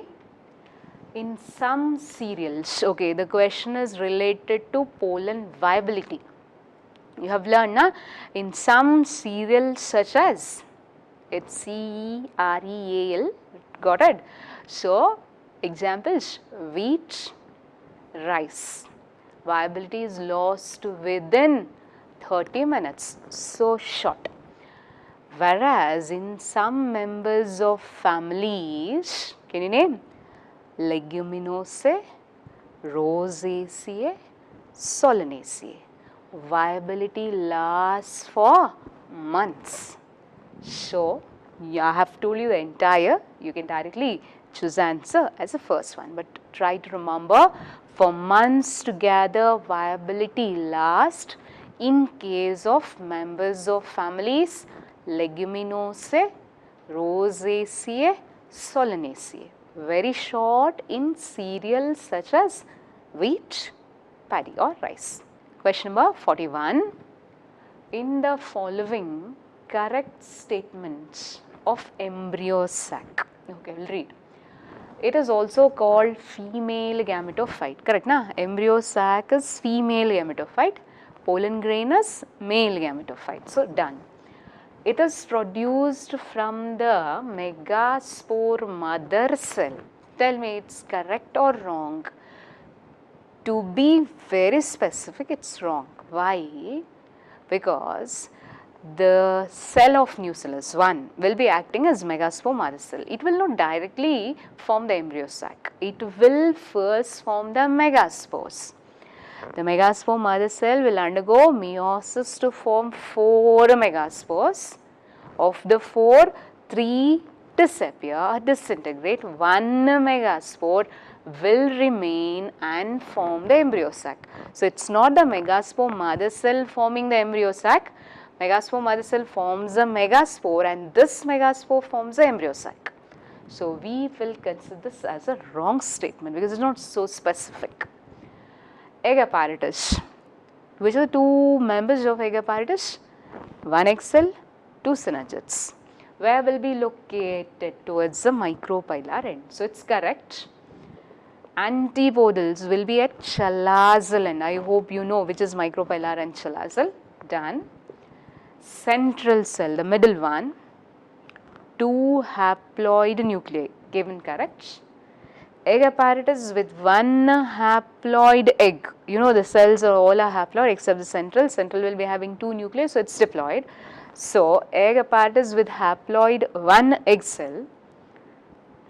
Diploid synergids? No, synergids also are haploids, but though there are 2 haploids, so it's wrong statement. Next statement, filiform apparatus. Tell me, where are they present? Towards the micropylar end. Of which cells? Synergids. They are the thickenings will be there at the micropylar end of synergids. How it's given here? Below the egg cell. Wrong. But tell me the importance of this filiform apparatus. Given correct. That it guides the pollen tube into the embryo sac. Not the pollen grain, but the tube into the embryo sac. Antipodals, haploid or diploid, as I said, only the central cell as is having 2 nuclei, you can consider it as a diploid. Rest all, no doubt, are haploid cells. So, correct. After fertilization, antipodal cells, synergids disappear. You have learned the structure of embryo sac after fertilization. So, degenerating synergids, disappearing antipodals. True. Conclusion, you hope remember what is asked. I will give you directly answer. It's second option. Question number 42. Refer the statements. Okay, let me read out. Pollen grain represents male gametophyte. True or not? True. Pollen grain is spherical, so you have learned the shapes can vary, but generally it's spherical. Run. 25 to 50 micrometer diameter, right now? Remember, 25 to 50 micrometer. Outer layer of pollen, give me the name. Outer is exine, inner intine. How it's given here? Outer is testa, inner is tegmen. Wrong, na? So, testa and tegmen, where you come across with these names? It's in seed, the seed coat. Outer seed coat is testa, inner seed coat is tegmen. So, for pollens it is outer exine and inner intine. So, wrong statement. The outer exine made up of sporopollenin, yes. Inner pectocellulosic, pectin and cellulose, correct. Prominent aperture in the outer layer, okay. It's a germ pore, done, correct. Which is deposited with sporopollenin, wrong, no? Germ pore is such a region where sporopollenin is absent, rest of the places there. So, germ pore is a region where it's absent so that the tube, the pollen tube can come out through. So, it's wrong. Due to the presence of sporopollenin, look at, pollen grains are well preserved in the fossil form. Remember, it's because of that strong, the most resistant organic material called sporopollenin. Pollen grains are preserved as fossils. Okay, next statement let me read. Inner layer, that is intine, thick and continuous. Tell me correct? No, it's thin and continuous. So, it's wrong. Plasma membrane is present inner too? Yes, around the cytoplasm, correct. Vegetative and generative cells present. See, at the beginning it's single cell, then divides mitotically, forms a larger, which one? Vegetative and smaller generative cell. So, what's given there? 2 cells given correct. Vegetative cell is smaller. Tell me which is smaller and which is larger there? Yes, generative cell is smaller, spindle shaped. Vegetative is large, size, rich in reserve food material. So, it's given wrong, na? So, it's wrong. Generative is given large, so absolutely wrong. 9th statement. Next, spindle shaped is generative cell, correct? Okay. So what's asked? Not true. Of course, we have discussed all statements directly. The answer, second option. Question number 43, let's discuss. Find the matched pairs. Okay. Funicle. Tell me which part is that of ovule? Funicle is a stalk. Correct. Nucellus, the central tissue, the nourishing one. Given correct. Inner to the nucellus, it is embryo sac, no? Representing female gametophyte. Given correct. Hilum. What did you learn for hilum? The junction, right, between this stalk and the body of ovule. Okay. So here it's given to be basal part. Therefore, it's wrong. Look at which is the basal part. Chalaza is the basal part. So fourth is wrong. What are integuments? The coverings. Correct. Syn. Syn means fused condition. So syncarpus means carpels fused. Wrongly given. Epocarpus means free. Again given wrong. So both are wrong. Micropyle. Region where integuments absent. And it appears like a gap. So given correct. Therefore, answer. What's asked there? Correct match, na? Third option. Question number 44. In angiosperms, embryo sac is called. Simple. You will directly give me the answer. 7 celled, 8 nucleated. Which are the 7 cells? 3 antibodials and 3 in the egg apparatus. That is 1 egg cell, 2 synagogues. Which is the other one? The large central cell.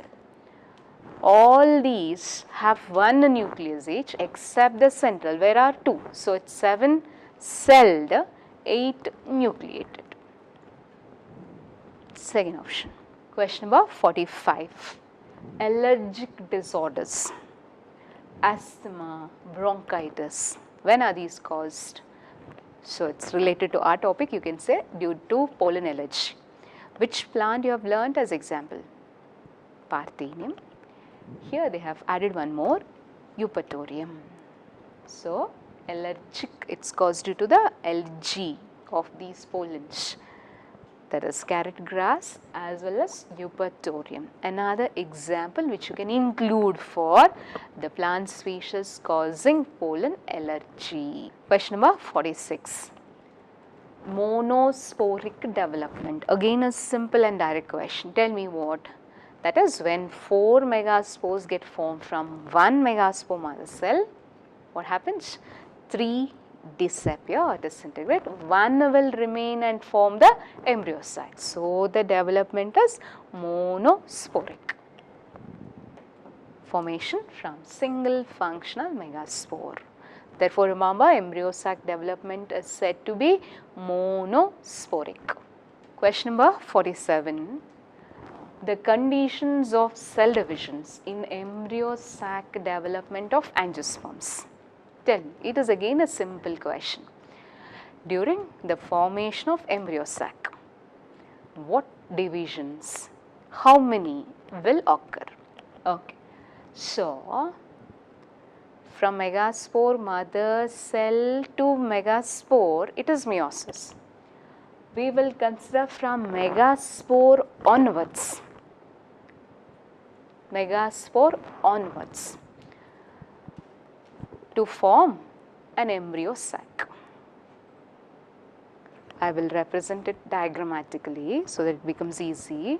Okay, let me represent the same diagrammatically so that there will not be any confusion. Consider here as a megaspore mother cell. One of the cells of nucellus it is. It undergoes meiosis to form 4 megaspores, or it forms a tetrad where 3 will disappear, 1 will remain. And let's consider this as that functional megaspore. So this is the one which is going to form the embryo sac. Therefore, we have learnt it as monosporic. Now, that single megaspore, how it forms a embryo sac? See, from here to embryo sac, remember there are 3 mitotic divisions. 1, 2, 3. First mitosis, to form 2 nuclei. I have not divided it into cells. So, you can make out that it is just the nuclear division. Mitosis, just the nuclear division, it is including first mitosis to form 2 nuclei, which will go to the opposite poles where they divide again, and from 2 they become 4. So, it is second mitosis. After that, another mitosis. So, 2 will now become 4. 4. Now, this is an 8 nucleate structure. So, how many mitotic divisions you have seen here? 3 successive mitotic divisions, but nowhere cytokinesis has occurred. Therefore, all these 3 are free nuclear divisions. And once this 8 nucleate stage is attained, 1 nucleus from each pole will be coming to the center.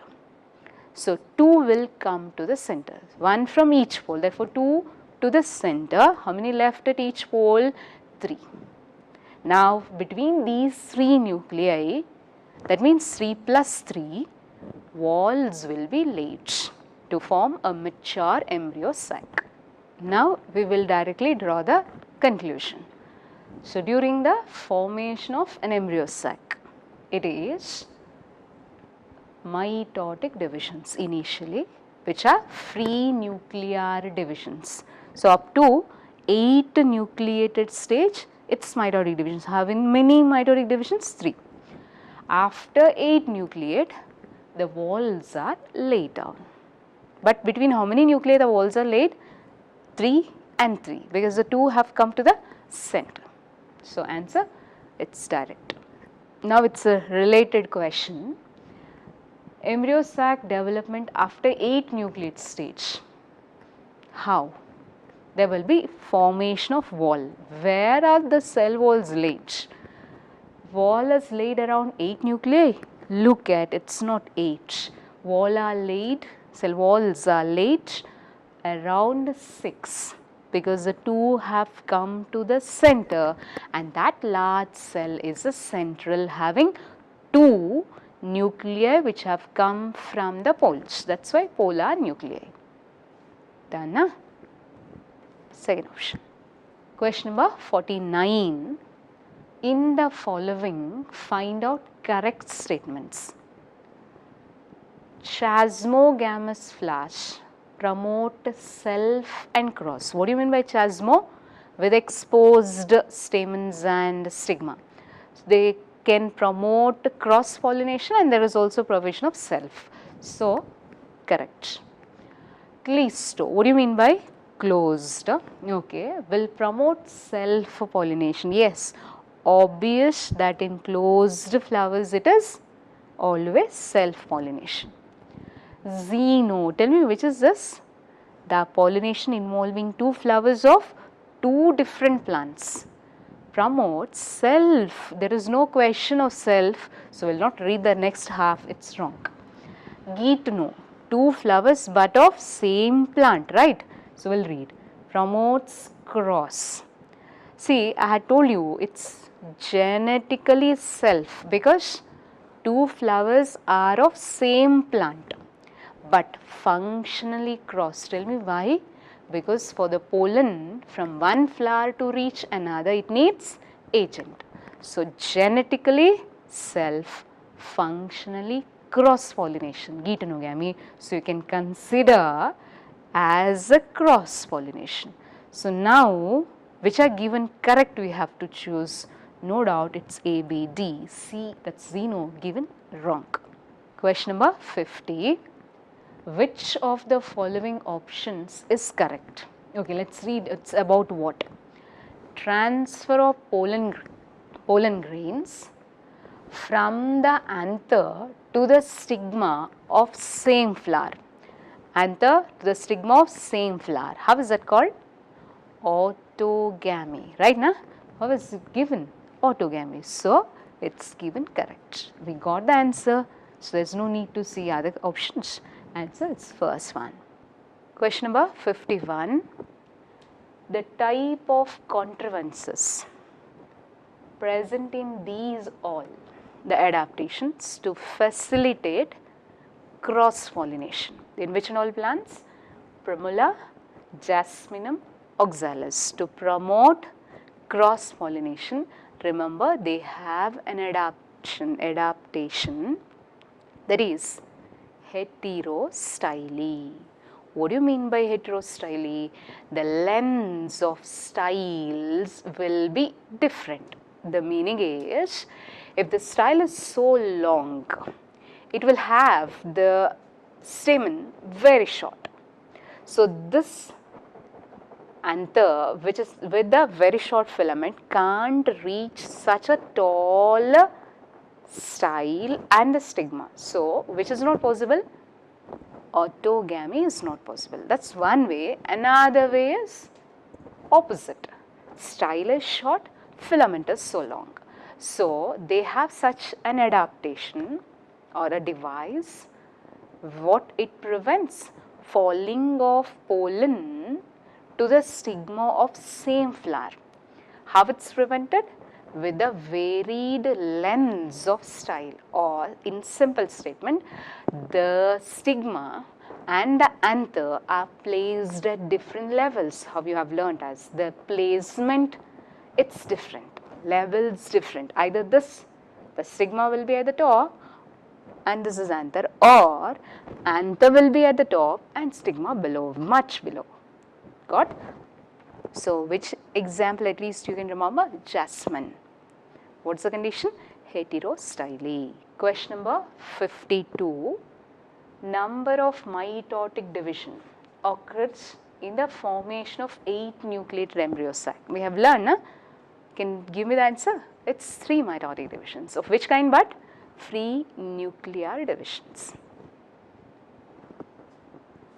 Question number 53. The flowers present in Viola oxalis commelina.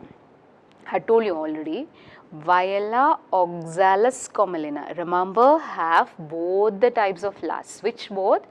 Chasmo. What do you mean by chasmo? Exposed. Another cleisto, closed. So both the kinds. This is the answer. Question number 54. In the following protandry showing plants. What do you mean by protandry? See, you have learned some outbreeding devices. One among them is maturation of stigma and anther at different times, or receptivity in a sense. When stigma becomes receptive, pollens are not released. What happens then? Self-pollination is not possible. When pollens are mature, ready to release, stigma is not receptive. So in both these cases, self-pollination is not possible. So it facilitates cross-pollination, right now.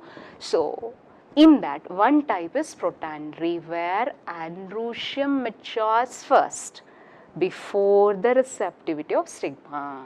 Got it? The other condition opposite is protogyny, where stigma becomes receptive before the release of pollens. So one is protandry, androecium maturing first.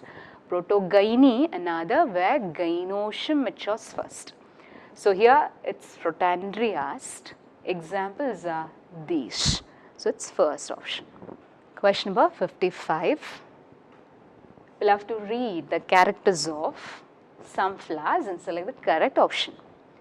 Light non-sticky pollens. When I read this, you will get the answer, because it's in which type of pollination you have got such pollens. No confusion, no doubt, it's in wind pollination, which is otherwise called anemophily. So I'll read out but still answer, but it's given done. So light and non-sticky pollens, exposed stigma and anther, large feathery, remember stigma will be feathery in wind pollinated, and flowers without color, without odor, without nectar. because they don't have to attract anyone, right? Okay.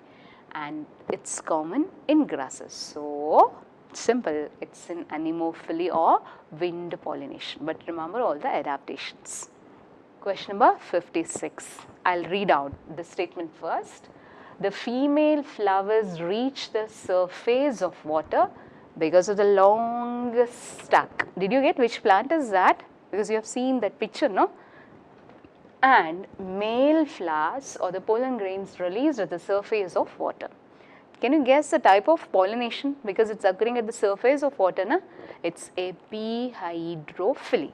Now you got the example also because you have learnt. They are carried passively, the pollen grains, in the current of water. Some of them eventually reach the female flowers and the stigma, and the pollination will be achieved. So, which plant can you just connect with? It's Vallisneria, right? With a long slender stalk, the female flower will be brought to the surface.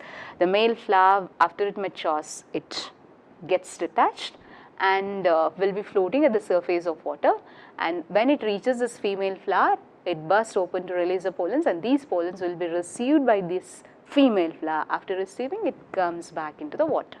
So, it's epihydrophily, surface water pollination. Example, Vallisneria. The underwater pollination is called hypohydrophily. Done. Question number 57, a simple one. Long ribbon-like pollens. Give me the answer. It's in seagrass or Zoostera, which can float, right? So, it's in seagrass or Zoostera. Which type of pollens? Long ribbon-like pollen grains. 58th question. In which group of plants mucilaginous covering is present around the pollen grain? Can you guess? Because you have learned, na? It's given at the end of that paragraph, that in many of water pollinated species, the pollens are protected by mucilaginous covering, which prevents wetting of the pollens, right? So, in most of the water pollinating plants, tell me what? Pollens will have the mucilaginous covering. Question number 59, there are some statements we'll read. Pollination does not guarantee the transfer of compatible pollen of the same species on the stigma. True, no? Not necessary that the air or the water, when they carry, they should bring the pollen of same species. They don't guarantee. So, it's correct. Incompatible pollens can also be deposited. True. It can be of same species or some other species pollen. So, second one done. Pistil has the ability, remember it is the pistil which is having the ability to recognize the compatible pollen. So, correct. How it recognizes? Through the chemical interactions. So, let's see the next statement. The pistil accepts the compatible pollen and will promote the post-pollination event. When, if it is a compatible, it will promote the rest of the events, not otherwise. And pistil rejects if it is of some other species or incompatible by preventing the germination. So, it's also given correct. Next. The pollen-pistil interaction, as I said earlier, it's through the chemical components. It is also correct. Next statement, right pollen will germinate on the stigma and forms a tube, and that will be coming out through the germ pore. Correct. Pollen grains shed at two-celled stage. There will be the vegetative cell will divide and form the two male gametes during the growth of pollen tube. Is this given correct? If it is shed at two-celled stage, obvious it's one vegetative, the other one is generative. Then it gets deposited. Then which is that cell which is going to form the gametes? It's not vegetative but generative cell. It divides mitotically and forms two male gametes. What did I say? Not vegetative but the generative cell is going to divide and to form the male gametes. So, it is wrongly given. pollen grains if shedded 3 cells. Can you tell me those 3 cells? One is the vegetative, the other 2 are the male gametes produced from the generative. So, it's given correct, na? Will carry the 2 male gametes already done. Pollen tube will enter into the ovule through micropyle. How is this termed as? Porogamy. And enters and passes right through the one of the synergids, and then will be releasing the gametes, and it's a filiform apparatus of synergids which attracts. So, given right. Therefore, it's only one statement given wrong because it's given vegetative cell forming the gametes. That's why it's second option.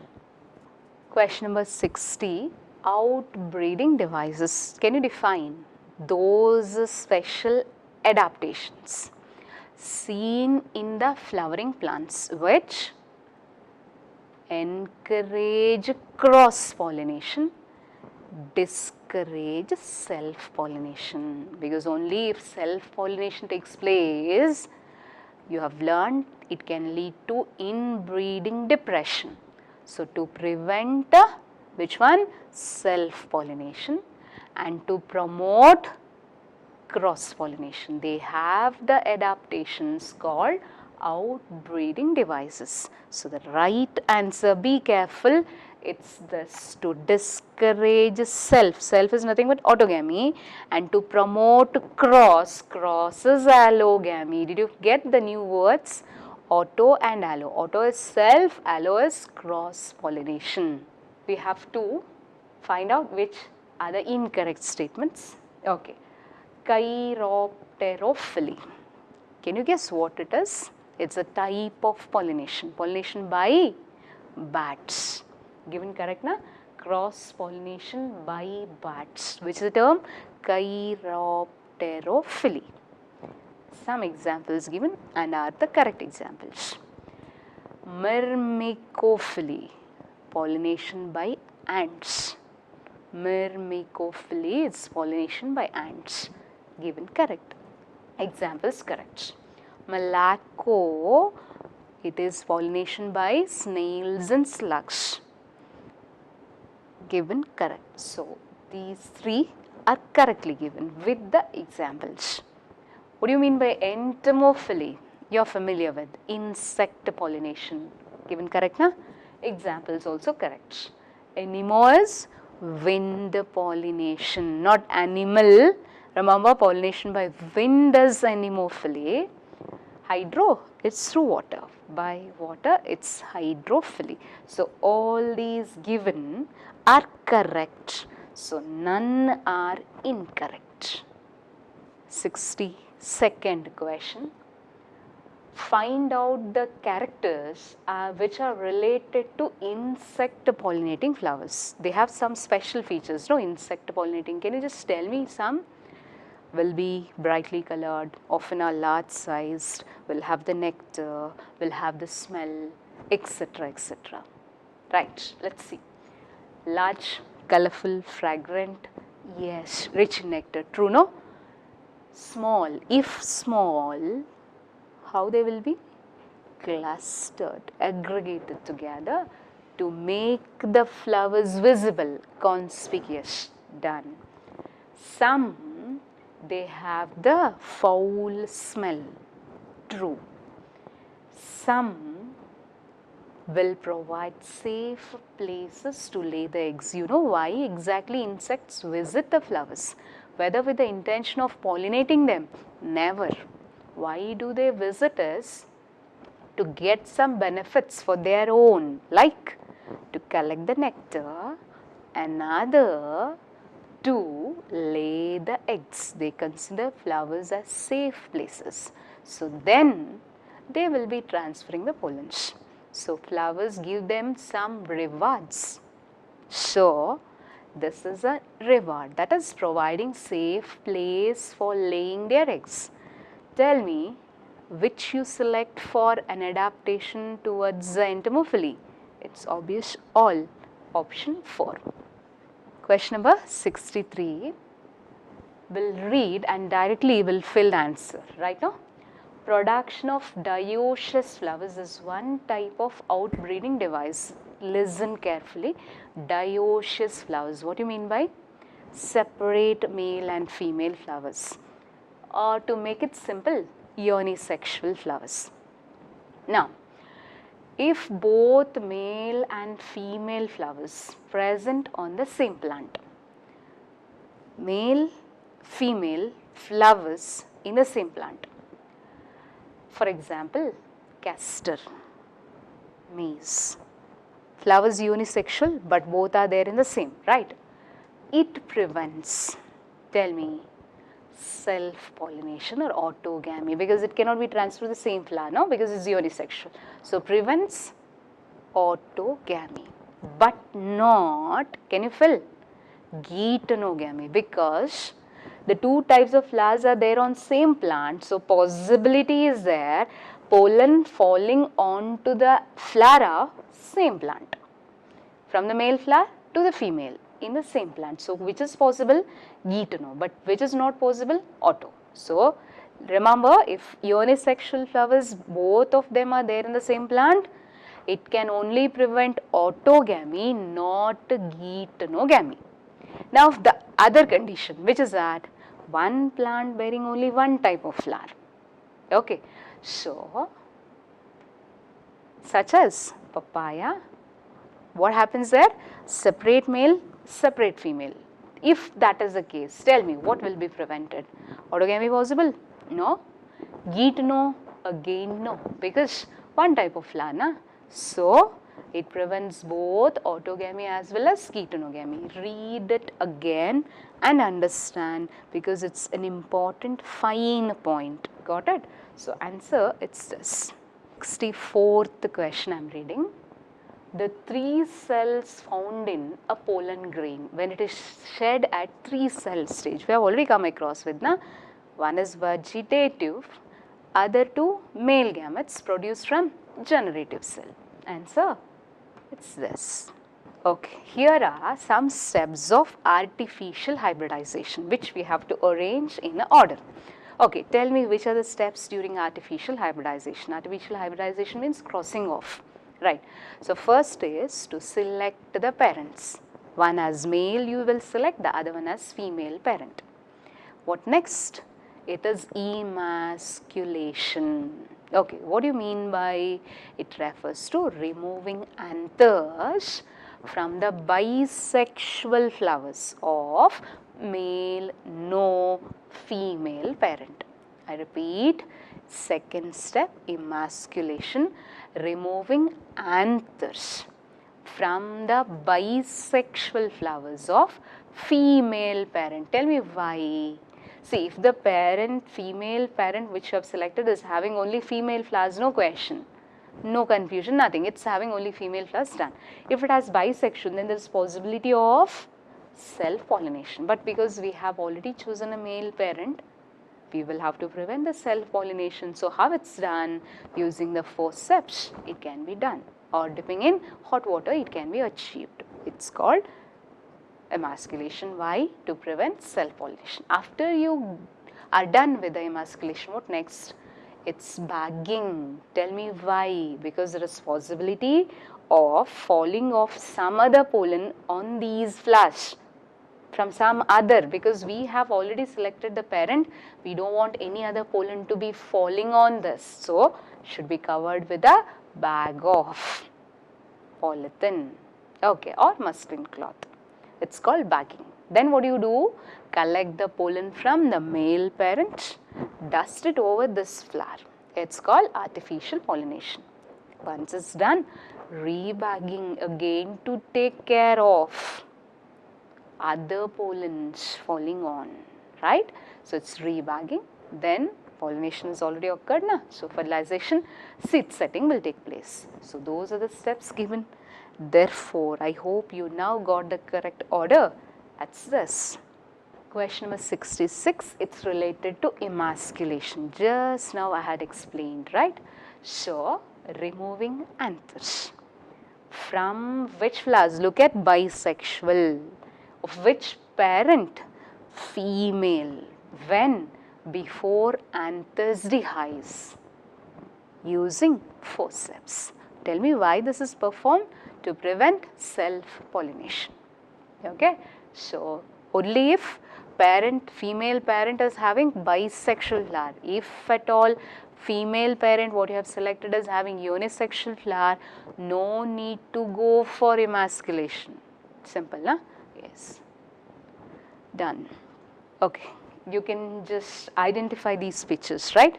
This is the embryo sac after fertilization, because you can see here zygote formed and meantime disappearing synergids. It's one shown, so disappearing synergid. This is a primary endosperm cell. It's a primary endosperm nucleus. Here are antipodals which are getting disintegrated. So this is the embryo sac after fertilization. I have named all these. I hope you have listened to. After fertilization, zygote is formed. Undergoes division, transverse, unequal. Can you make out? Larger basal, smaller apical. Unequal division of zygote to form larger basal and smaller apical or embryo cell. The larger basal will divide further to form a stalk-like structure. How is this stalk termed as? It's called suspensor, which helps in anchoring of embryo. So this stalk is suspensor. Okay, this is the embryo, which is this up to this it's proembryo. So can you identify this stage of embryo? You can see a round mass, spherical mass. It's a globular stage. So proembryo, then it is globular stage of embryo. Next, can identify easily the shape? It's heart-shaped embryo where the stalk is suspensor. Okay, then it develops into a mature embryo where those two structures are the cotyledons, which will be attached to the plumule, and basal part is radical. I hope you got the labelings. So you should be able to identify the pictures first of all, then the parts. So this is embryo sac after fertilization. It's a zygote after one transverse division, globular stage of embryo, heart-shaped embryo, mature one. Where are the two cotyledons attached, and there is plumule, and that I indicated part is radical. So answer which matches correctly is this one, fourth option. Question number 68. True embryo develops as a result of fusion. Okay, how embryo develops? From the zygote. So how is zygote formed? It's when male gamete fuses with the female gamete. That means egg. So when the male gamete fuses with the egg cell, it forms the actual zygote developing into an embryo. Next question, 69th. Double fertilization, triple fusion. Actually, double fertilization, why the name? Because there are two fertilizations, two fusions. Which and all? Syngamy and triple fusion. Okay, what do you mean by syngamy? The fusion between the male gamete and the female or egg cell. Which is triple fusion? Fusion between the male gamete and two polar nuclei, because it involves three nuclei. Tell me which and all? Of one male gamete, two polar nuclei. It's called triple fusion.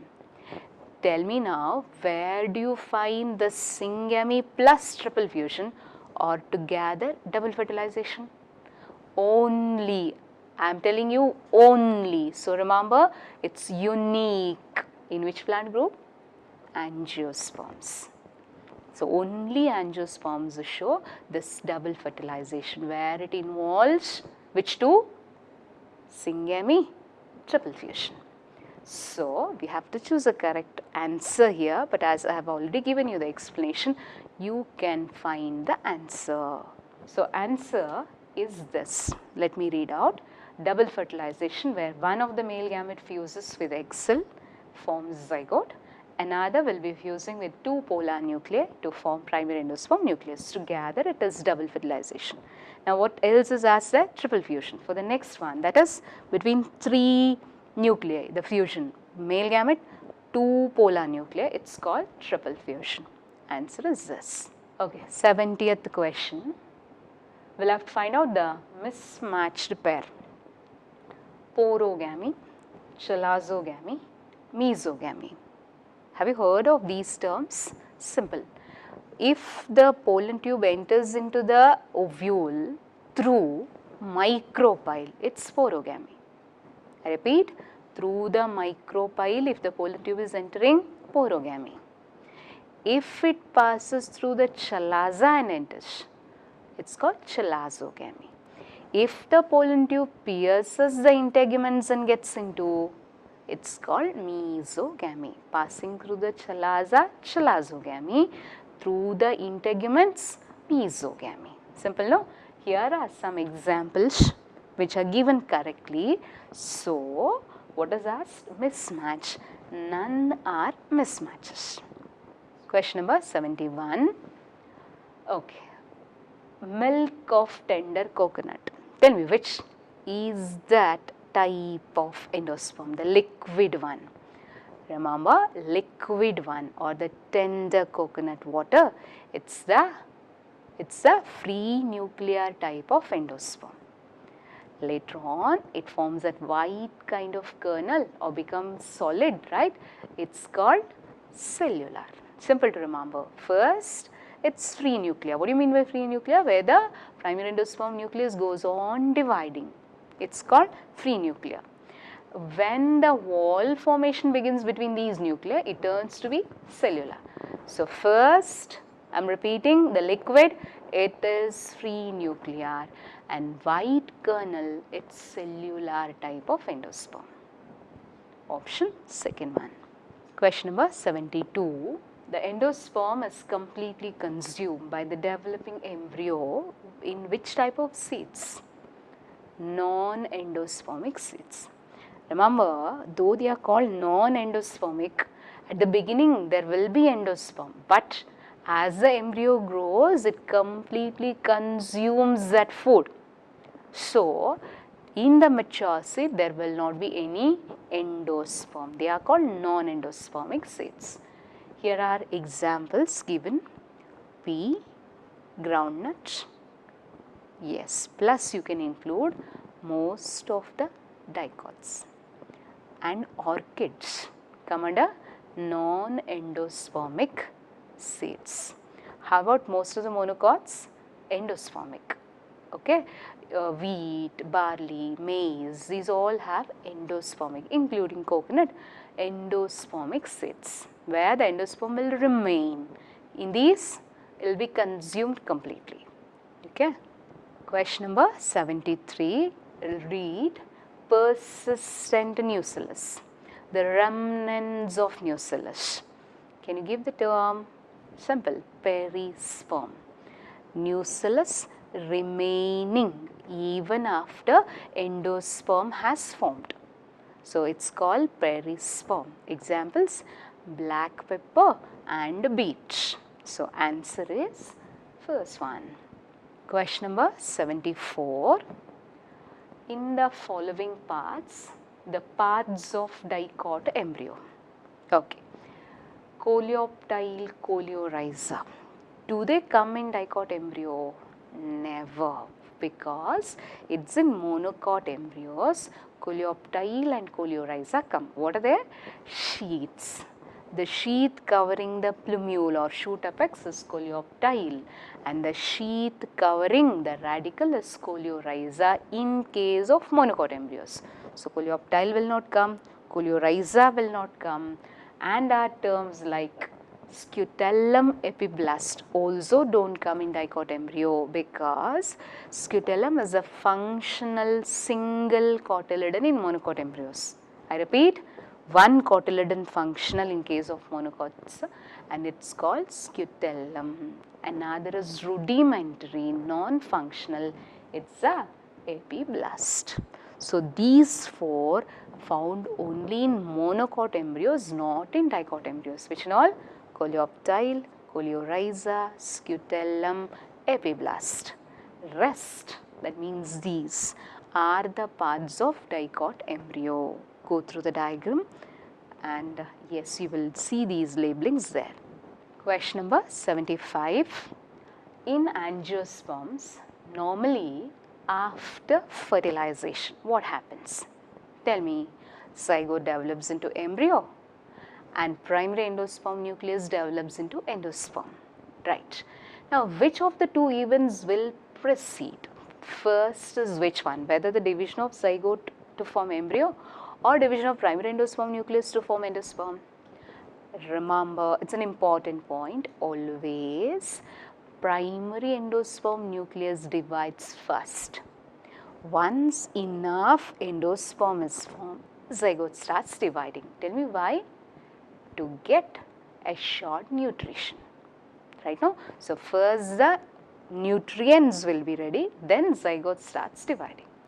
So, this is answer. Can you identify the picture? It's of monocot embryo, one of the important diagrams, where which is that A part? Scutellum. Tell me, what is scutellum? Single functional cotyledon. So, A is scutellum. There it is shoot apex, which will be covered by that sheath B, coleoptile. So, sheath surrounding the shoot apex of plumule B is coleoptile. Down there is radicle with a root cap. This one is a root cap. Below there is a sheath, coleorhiza. Okay? Yes. So, correct labeling, it's this. Question number 77 regarding parthenocarpy. Tell me, what is parthenocarpy? It's different from parthenogenesis. Carp means fruit, so this is related to fruit. Parthenocarpy is formation of fruit without fertilization, the ovary directly developing into fruit without the process called fertilization. So, because there is no fertilization, there will not be even seeds found. So, they are seedless. Which is the best example? Banana. So, we will read out the options. Fruit formed without fertilization, yes. Development of seedless, true na? No seeds formed. For example, in banana, grapes, navel, orange, yes. So, to induce the ovary to develop into fruit, what do we use? Hormones can be used. Which hormones? Auxins and gibberellins. So, all are given correct. Albuminous seeds, nothing but endospermic seeds. Other one, eggs albuminous or non-albuminous, it's non-endospermic. So, endospermic or albuminous seeds will have the food in endosperm. Right now, they have endosperm, so food is there in endosperm. How about in non-albuminous, no endosperm? So, where will be the food? In the cotyledon. So, if you consider pea or gram seeds, no endosperm, they will have thick cotyledons where will be the food stored. So, that will be utilized by the growing embryo. Answer is this. Question number 79, it's related to seed viability. For how long the seeds can remain functional or viable or retain the ability to form new plants. So, two extreme cases are given as examples for you. So, this is of the seed excavated from Arctic tundra. So, that germinated and flowered after estimated period of 10,000 years of dormancy. So, after remaining 10,000 years in dormant condition, that seed could form a new plant which could flower and form the, yes, fruits. So, which was that example? Tell me. You have learned, na? Yes, it is Lupinus arcticus or lupine after 10,000 years of dormancy. Lupinus arcticus. Where was this excavated? Arctic tundra. Remember the year, place, name of the plant properly. This is another case with a 2,000 years of dormancy where the seed could germinate. It's of which plant? Phoenix dactylifera. Where was that excavated?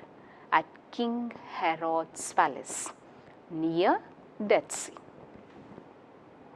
Remember the name, Phoenix dactylifera, dormancy of 2000 years at King Herod's palace near Dead Sea. Question number 81. In an endosperm cell, the angiosperm is having 24 chromosomes. What's the ploidy of endosperm? 3n. So it's given 3n 24. Asked us in the root cell. What's the condition in roots? It's 2n. So answer 2n is 16. If it is asked in the pollen or in the egg cell, it will be n because it's haploid. Normal root cell, stem cell, leaf cell, any of that kind asked, it's 2n. If endosperm is given, 3n. I repeat, endosperm 3n, root, shoot, leaf, flower, yes, general, it is 2n, but pollen grain, male gamete, egg cell, synergid, antipodal, it's n. It's a question related to different types of pollinations. We have already come across with the term anemophily, wind pollination. This is the correct example. Water pollination, zoostera. Zoostera, it is, yes, seagrass. Underwater pollination occurs in this zoostera or seagrass. Yes, salvia with insect pollination, that's entomophily.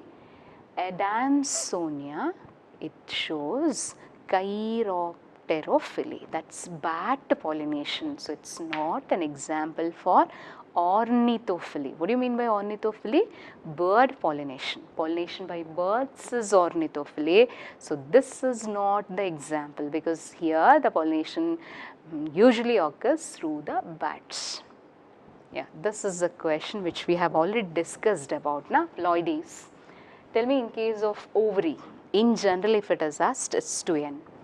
Anther, general, it is 2n. Egg, n, haploid. Pollen, I have told you already, it's n. Male gamete, from the pollen through the mitosis is produced, it's already haploid. Gamete is also haploid. So 2n, 2n, n, n, n. Zygote, diploid, no product of fusion between male gamete and egg cell, n into n, so it's 2n. And yes, the first two are diploids, haploids, zygote, diploid. Question number 84. Mismatched pair to be found out. Here are so many statements directly, yes, taken some from your textbook, so you can easily understand. Let me read. Pericarp, what do you mean by? The fruit wall. The ovary wall after fertilization becomes fruit wall. False fruit. There is true fruit, there is false fruit, there is parthenocarpic fruit. Can you differentiate? True is the fruit formed after fertilization from the ovary. False is fruit formed from other parts of the flower, not from the ovary but from other parts, that's thalamus. Parthenocarpic from the ovary but not after fertilization, this is without fertilization. Okay, so false, that's pseudocarp, fruits developing from the thalamus, not from ovary. Apple, strawberry, cashew, examples, remember the examples. Which develop from the ovary after fertilization, true. Yes. Which fruit? The fruit can be fleshy, tomato, yes, guava, orange, or mango also. Can it be dry also? Which are the dry fruits? You give the examples, but those are not considered here. Mustard, groundnut. So if I tell you groundnut is a dry fruit, for a normal person it's like water, but for you, you can understand what you mean by dry, because which become or appear dry to be, they are the dry fruits. Mustard, groundnut. Apple, the fleshy part, receptacle, or it's from the thalamus, it's developing, given correct. Which develop without fertilization, how do you call them as? Parthenocarpic. Banana is an example, or seedless watermelon, grapes, what you get can be the examples. Here are few more statements. It is the production of seeds without involving the process of meiosis and syngamy. If the seed is formed without the fertilization, without the meiosis, such a phenomenon is called apomixis. Remember the term, formation of seed without fertilization, called apomixis. Next, example Asteraceae and in some grasses. It's given correct. Next statement, apomixis.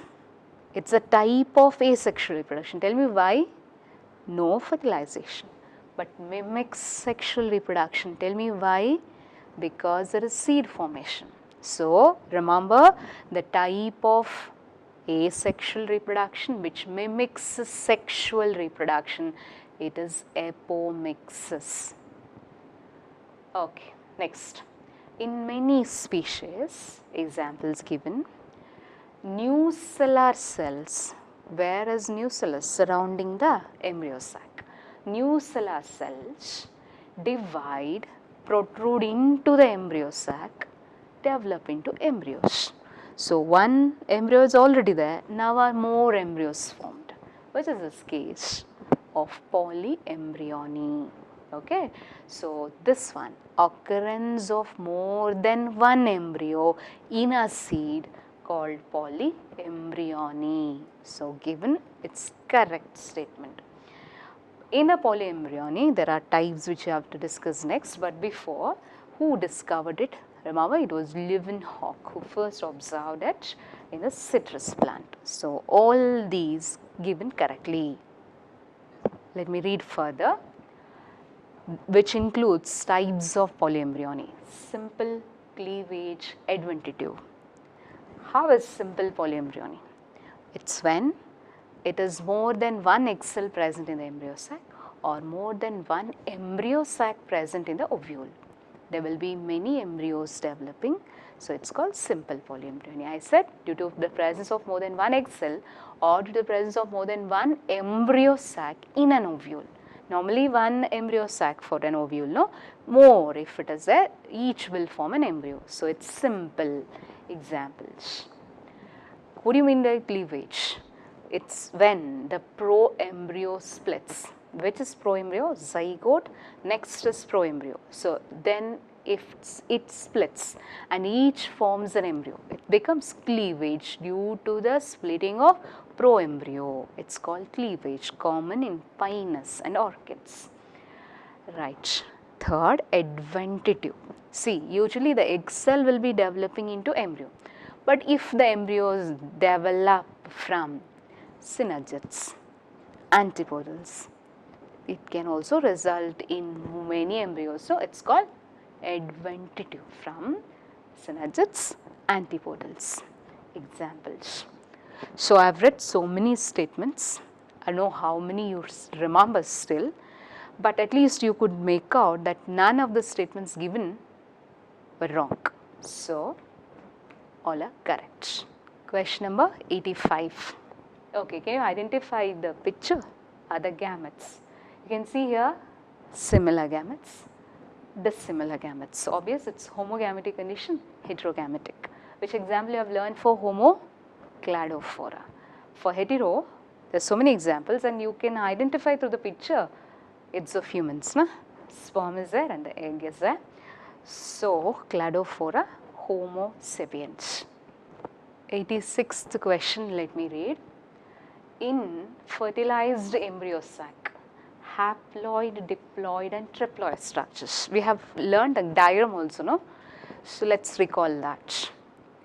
Which are haploids, which are diploids and triploids? Can you tell me directly?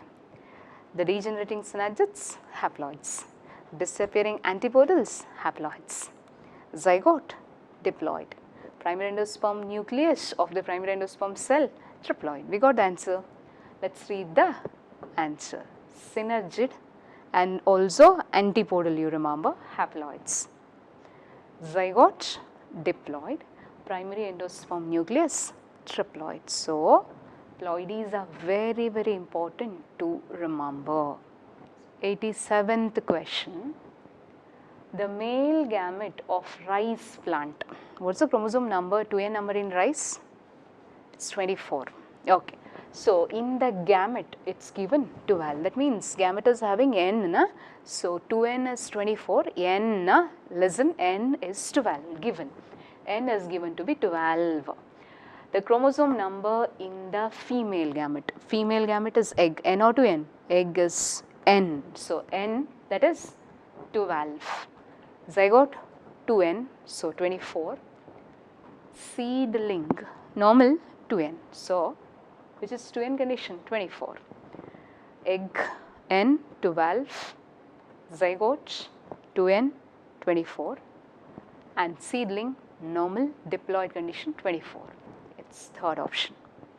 Okay, this is a question about the pollination which we have already discussed. The three types, autogamy, geitono and xeno. Auto is to the same, geitono to a different flower but of same plant, and xeno, two flowers of two different plants, right? So, in the picture, see the pollen falling onto the same, which is this, auto, from one flower to another of same plant. That's why it is genetically self, but for the transfer needs an agent. So, functionally cross, which is that geitonogamy. Two flowers of two different plants involved, xeno, it's cross, or allogamy. Cross is otherwise called allo. So, auto, geitonο and allo, or xeno. Auto, geitono, xeno, third option. 89th question, it's related to ploidies of nucellus, megaspore mother cell, megaspore. Nucellus normal, if I say normal, it's a usual condition, 2n. So, MMC 2n, I am sorry, nucellus we have to begin with now, nucellus it's 2n. One of the cells of nucellus becoming MMC, so same it is 2n, right now. Remember nucellus is diploid and MMC is one of the cell of nucellus, it is also diploid, 2n, 2n. This undergoes meiosis to form 4 megaspores. What is the ploidy? N, because after meiosis it's reduced to half. So, 2n, 2n, n, it is third option. 90th question regarding asexual reproduction. Offsprings produced are from one parent, correct. No union of gametes, correct, because asexual already it's known to you, know, uniparental, no question of fusion of gametes, directly from the somatic cells they develop, true, so be correct. All offsprings morphologically, genetically similar to each other as well as to their parents, called the clones, done, correct. Asexual reproduction common among single celled organisms, yes, common among them, but you can also find them in the others including plants. So, it is not given only. Earlier there was a question with only, that is why we had considered it as wrong statement, but here it is correct because it is common there, true. It is a kind of reproduction where two parents participate, wrong, na? Because asexual means it is uniparental, first statement, so it is wrong. It involves the fusion of gametes, no question at all. So, these two are wrong, E and F, A, B, C, D, correct. Yes, the last question there. In a flower, if the megaspore mother cell, MMC, is forming megaspores without meiosis, so the same ploidy is maintained, right now. So, generally what happens, megaspore mother cell undergoes meiosis, becomes megaspore, so 2n becomes n, but here there is no meiosis, so 2n remains to be 2n. So, if it forms the megaspores without undergoing meiosis, its nuclei, and if that megaspore forms the embryo sac, its nuclei will be, tell me, diploid, because there is no question of meiosis. Okay, now to help you, here are some questions which have appeared in the last few NEET exams, just to give an idea how simple questions can be asked. So, plus need to be careful, but questions are simple here, right now. So, we will begin from 2016 May. Look at this question. Proximal end of the filament of stamen. There are two ends. One is distal, the other one is proximal. Which is away? It is this. So it is attached to, tell me, this end of the filament will be attached to which part of the flower? It's to the thalamus or petal. Right now, this is the tip, distal end. The other one will be at the thalamus or the petal. Simple and direct. Okay, next question. Which one of the following is a true statement? Not true. I'm sorry. See, that's what happens when you read in a hurry. You won't read the question properly. So be very, very careful while reading the question, or else you will select an absolutely wrong answer. So what is asked is not true regarding, okay, it's, yeah, first statement let me read. Tapetum, it's given in the dehiscence. Whether the tapetum is for dehiscence? No, you have learned the first three. Epidermis, endothecium and the middle layers help in protection and dehiscence. Tapetum for nourishment. So it's wrong. The rest I don't have to read because we have already discussed these all.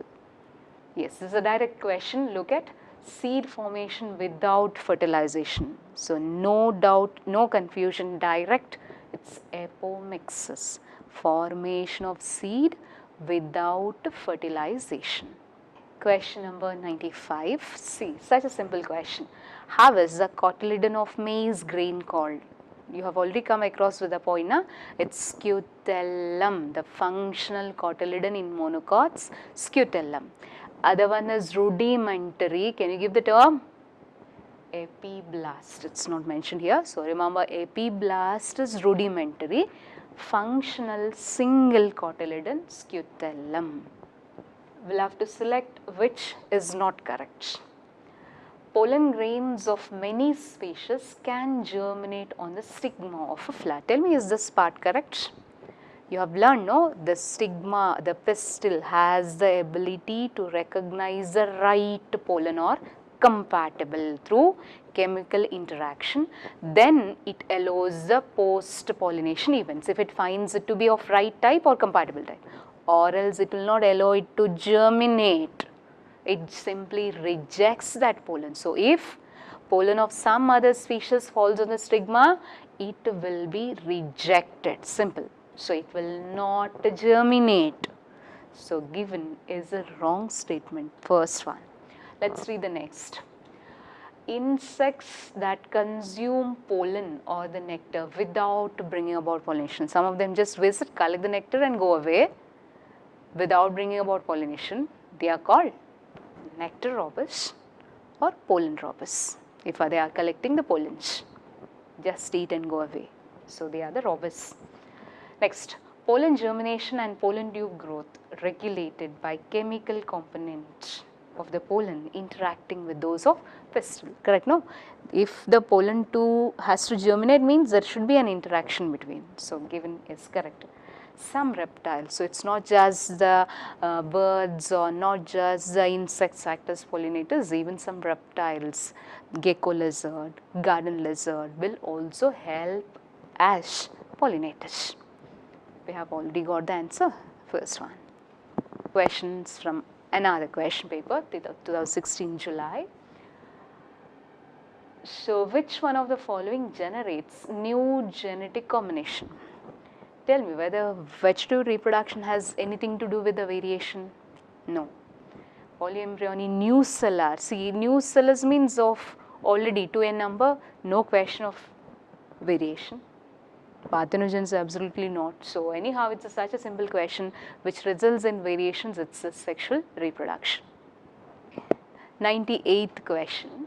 In majority of angiosperms, we'll read the options directly. Reduction division occurs in the megaspore mother cells. Correct, no?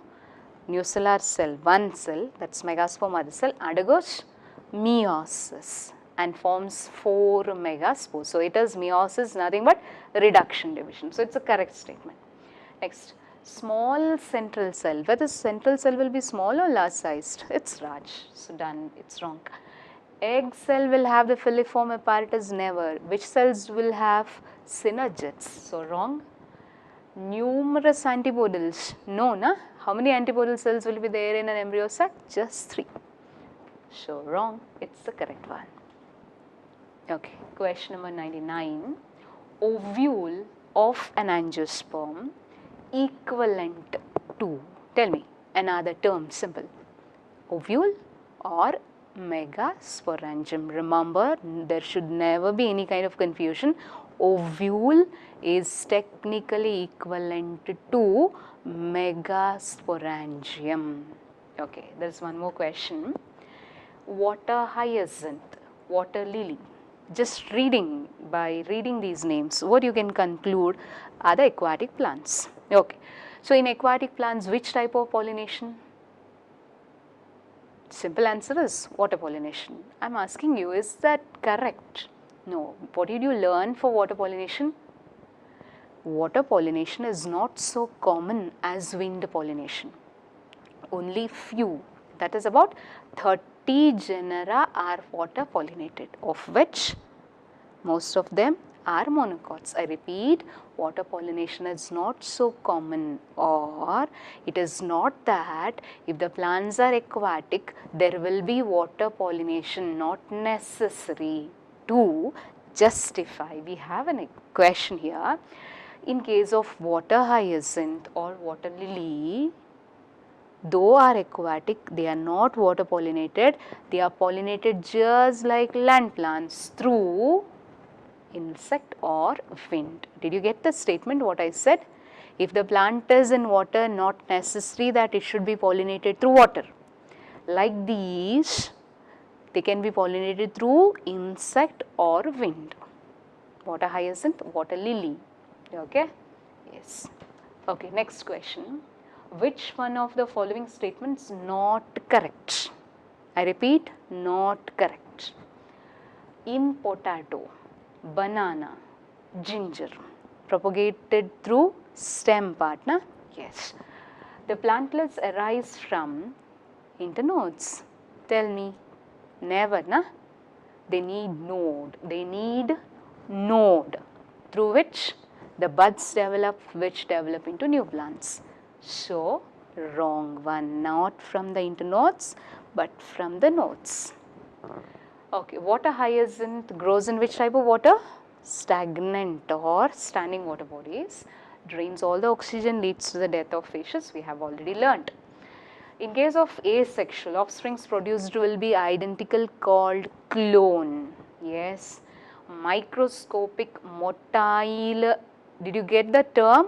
Zoospores, right? So, microscopic motile asexual reproductive structure is called zoospores. Given correct, except this. Okay, question from another question paper. Functional megaspore.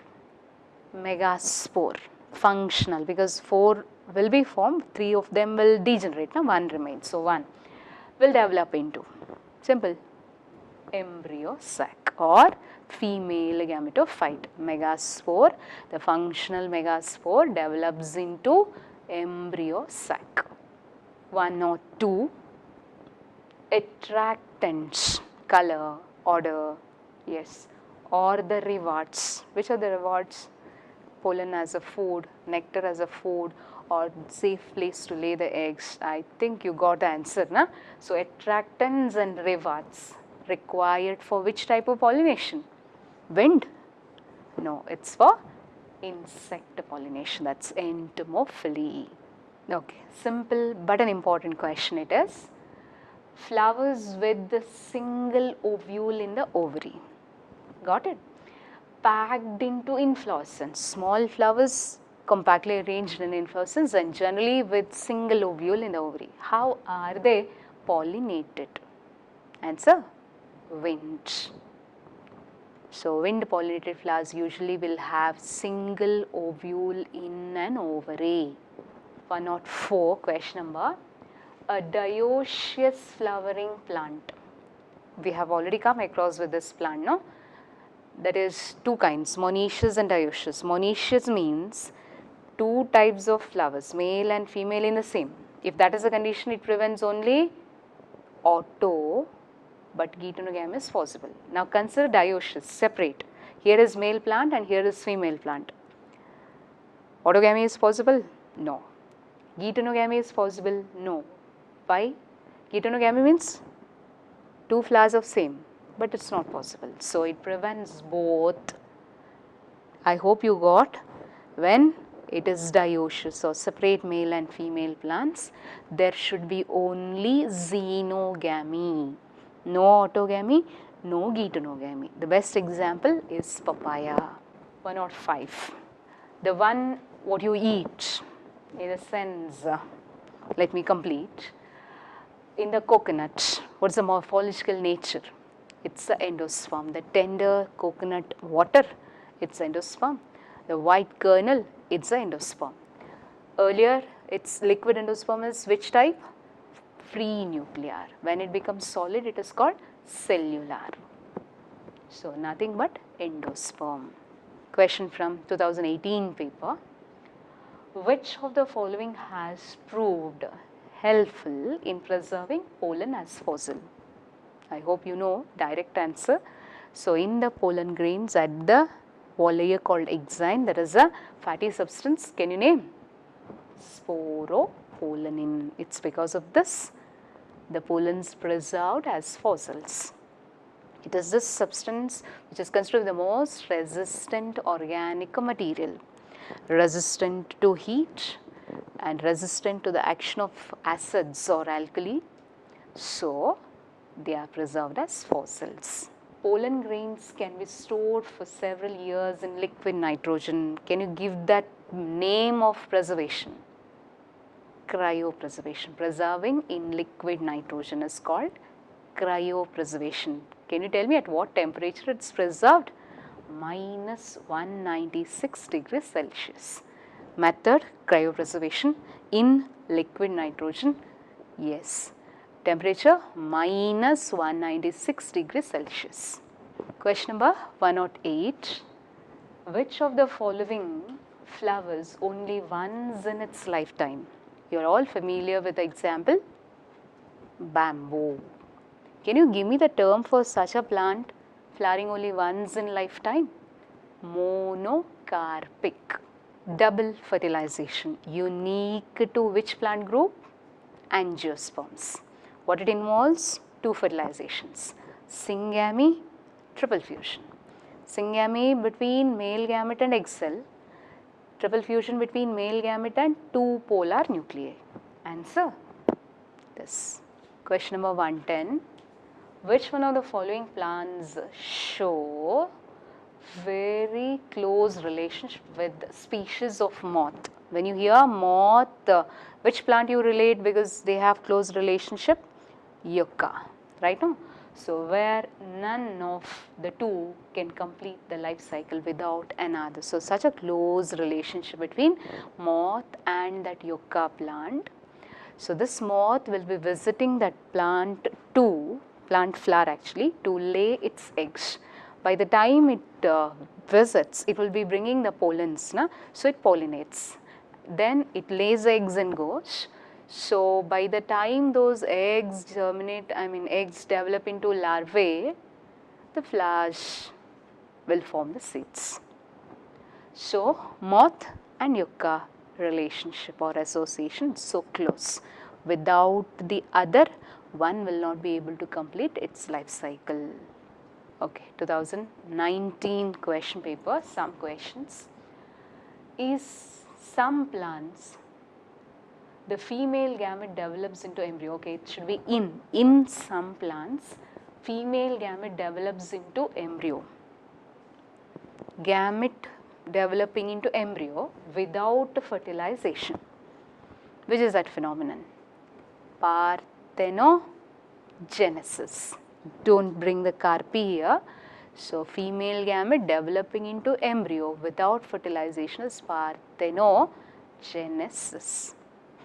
112. Which one of the following statements regarding post-fertilization development in flowering plants is incorrect? ovary becomes the fruit, correct? Zygote becomes embryo, right? Central cell developing into endosperm, given, correct? Ovules develop into seeds, wrong.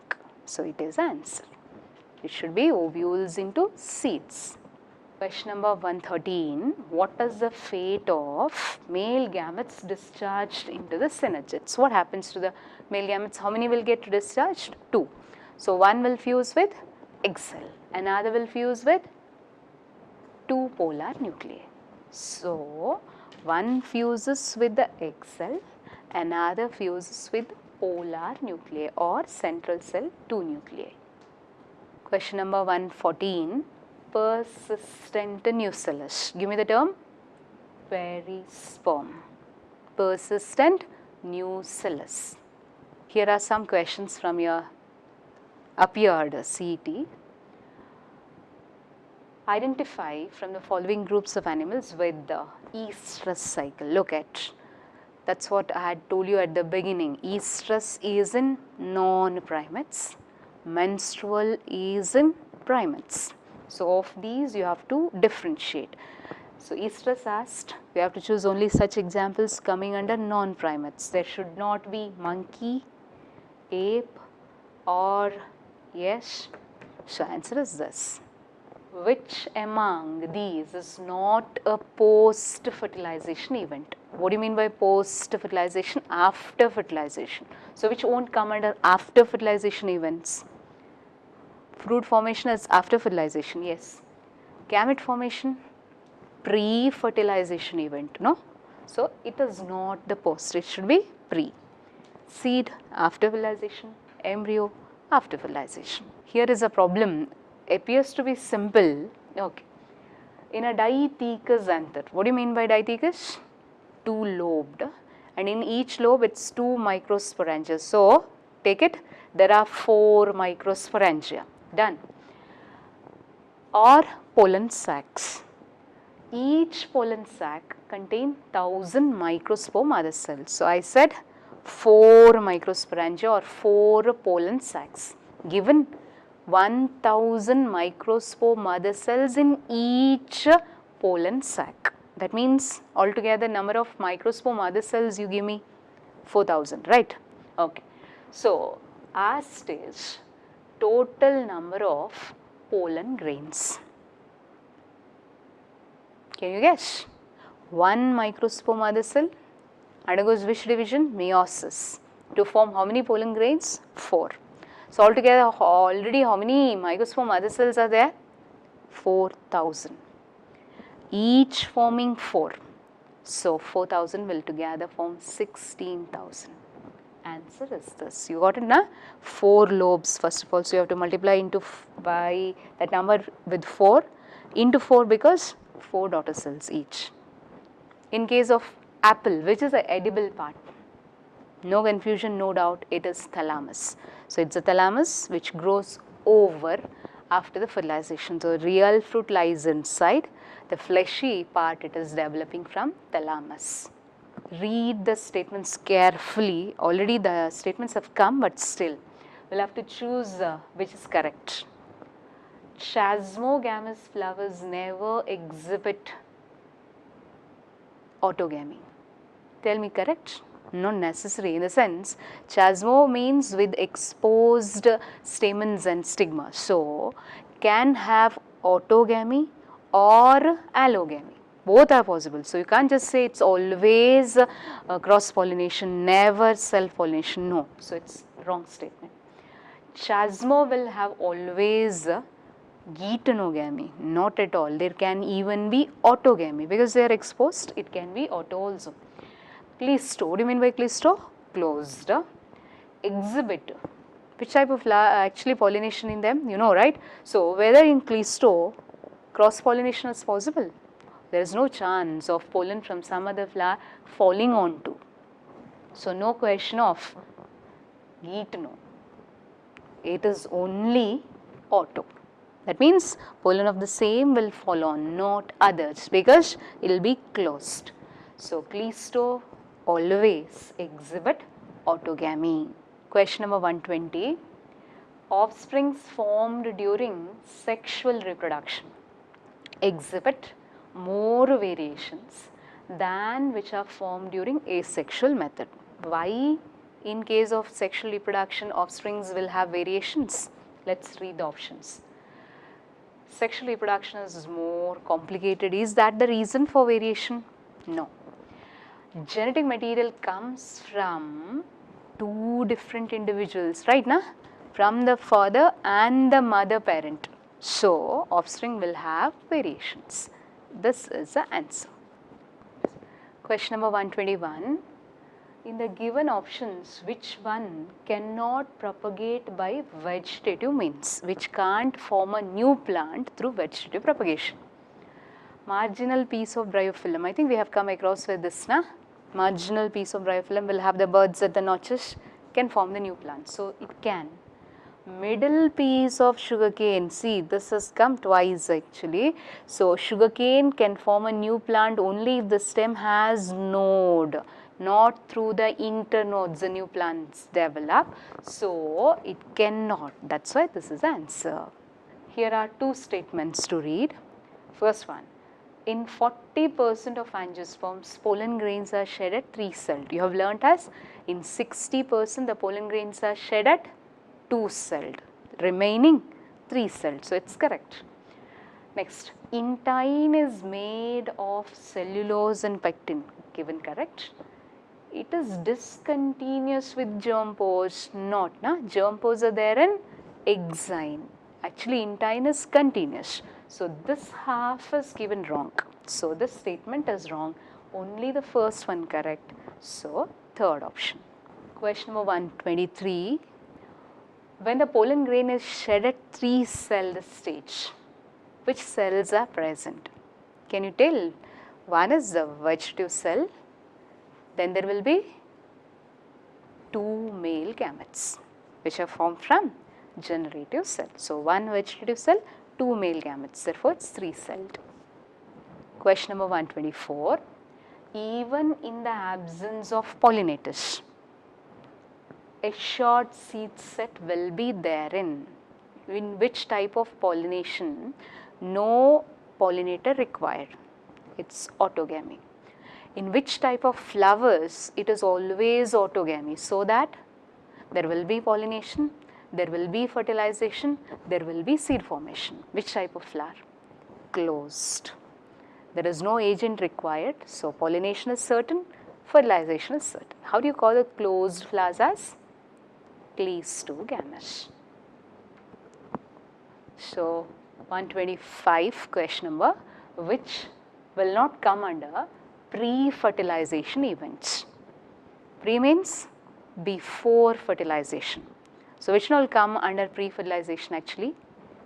Gametogenesis, gamete transfer, right now. So, gametogenesis, gamete transfer, and during the gamete formation, mitosis or meiosis, these all occur. Cleavage, no, it occurs in the zygote actually. Once it forms the embryo, there will be cleavages. So, this is post-fertilization event, therefore this is the answer. Okay, let me read the question.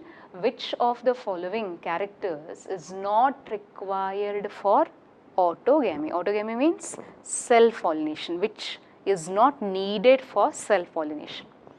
Flowers require synchrony in the pollen release and stigma maturation. That should be, no? So, the pollen should become receptive when the stigma should become receptive when the pollens are getting released. So, if the two occur at two different times, no self-pollination or autogamy possible. The receptivity of stigma and the release of pollen should be in synchrony. So, this is required. Anther and stigma should lie close to each other so that the pollen falls on the stigma. The two should lie close to each other. If they occur at different levels, consider here is stigma and here is anther, no self-pollination possible. So, should be close enough. Flowers should be bisexual, obvious that, because if it is unisexual, it will have either male or female parts. So, there should always be both the parts, or flowers should be bisexual. Requires pollination agent? No. For self-pollination, no pollinating agent required. So, this one is answer. Question number 127, it's about the size of pollen grain asked. Generally it is spherical, sizes 25 to 50 micrometer in diameter. That's what I said, should be careful. It's not millimeter, it's micrometer diameter. So, in which case it is 2000 years dormancy? Simple, answer is Phoenix dactylifera. The other example, Lupinus archaiticus, 10,000 years dormancy. This is 2000. Which plant? Phoenix dactylifera. With this, we have come to the conclusion of our NEET question discussion. Hope you have got enough information or clarification of all the questions. I hope that you have listened to all the questions carefully. My request is, please take the benefit of all such sessions. Be very attentive while listening to the questions or discussion. Get the benefit, 100% benefit from. So, as you know, we will be discussing many of the important topics. I request you to be more attentive during the discussion. Thank you.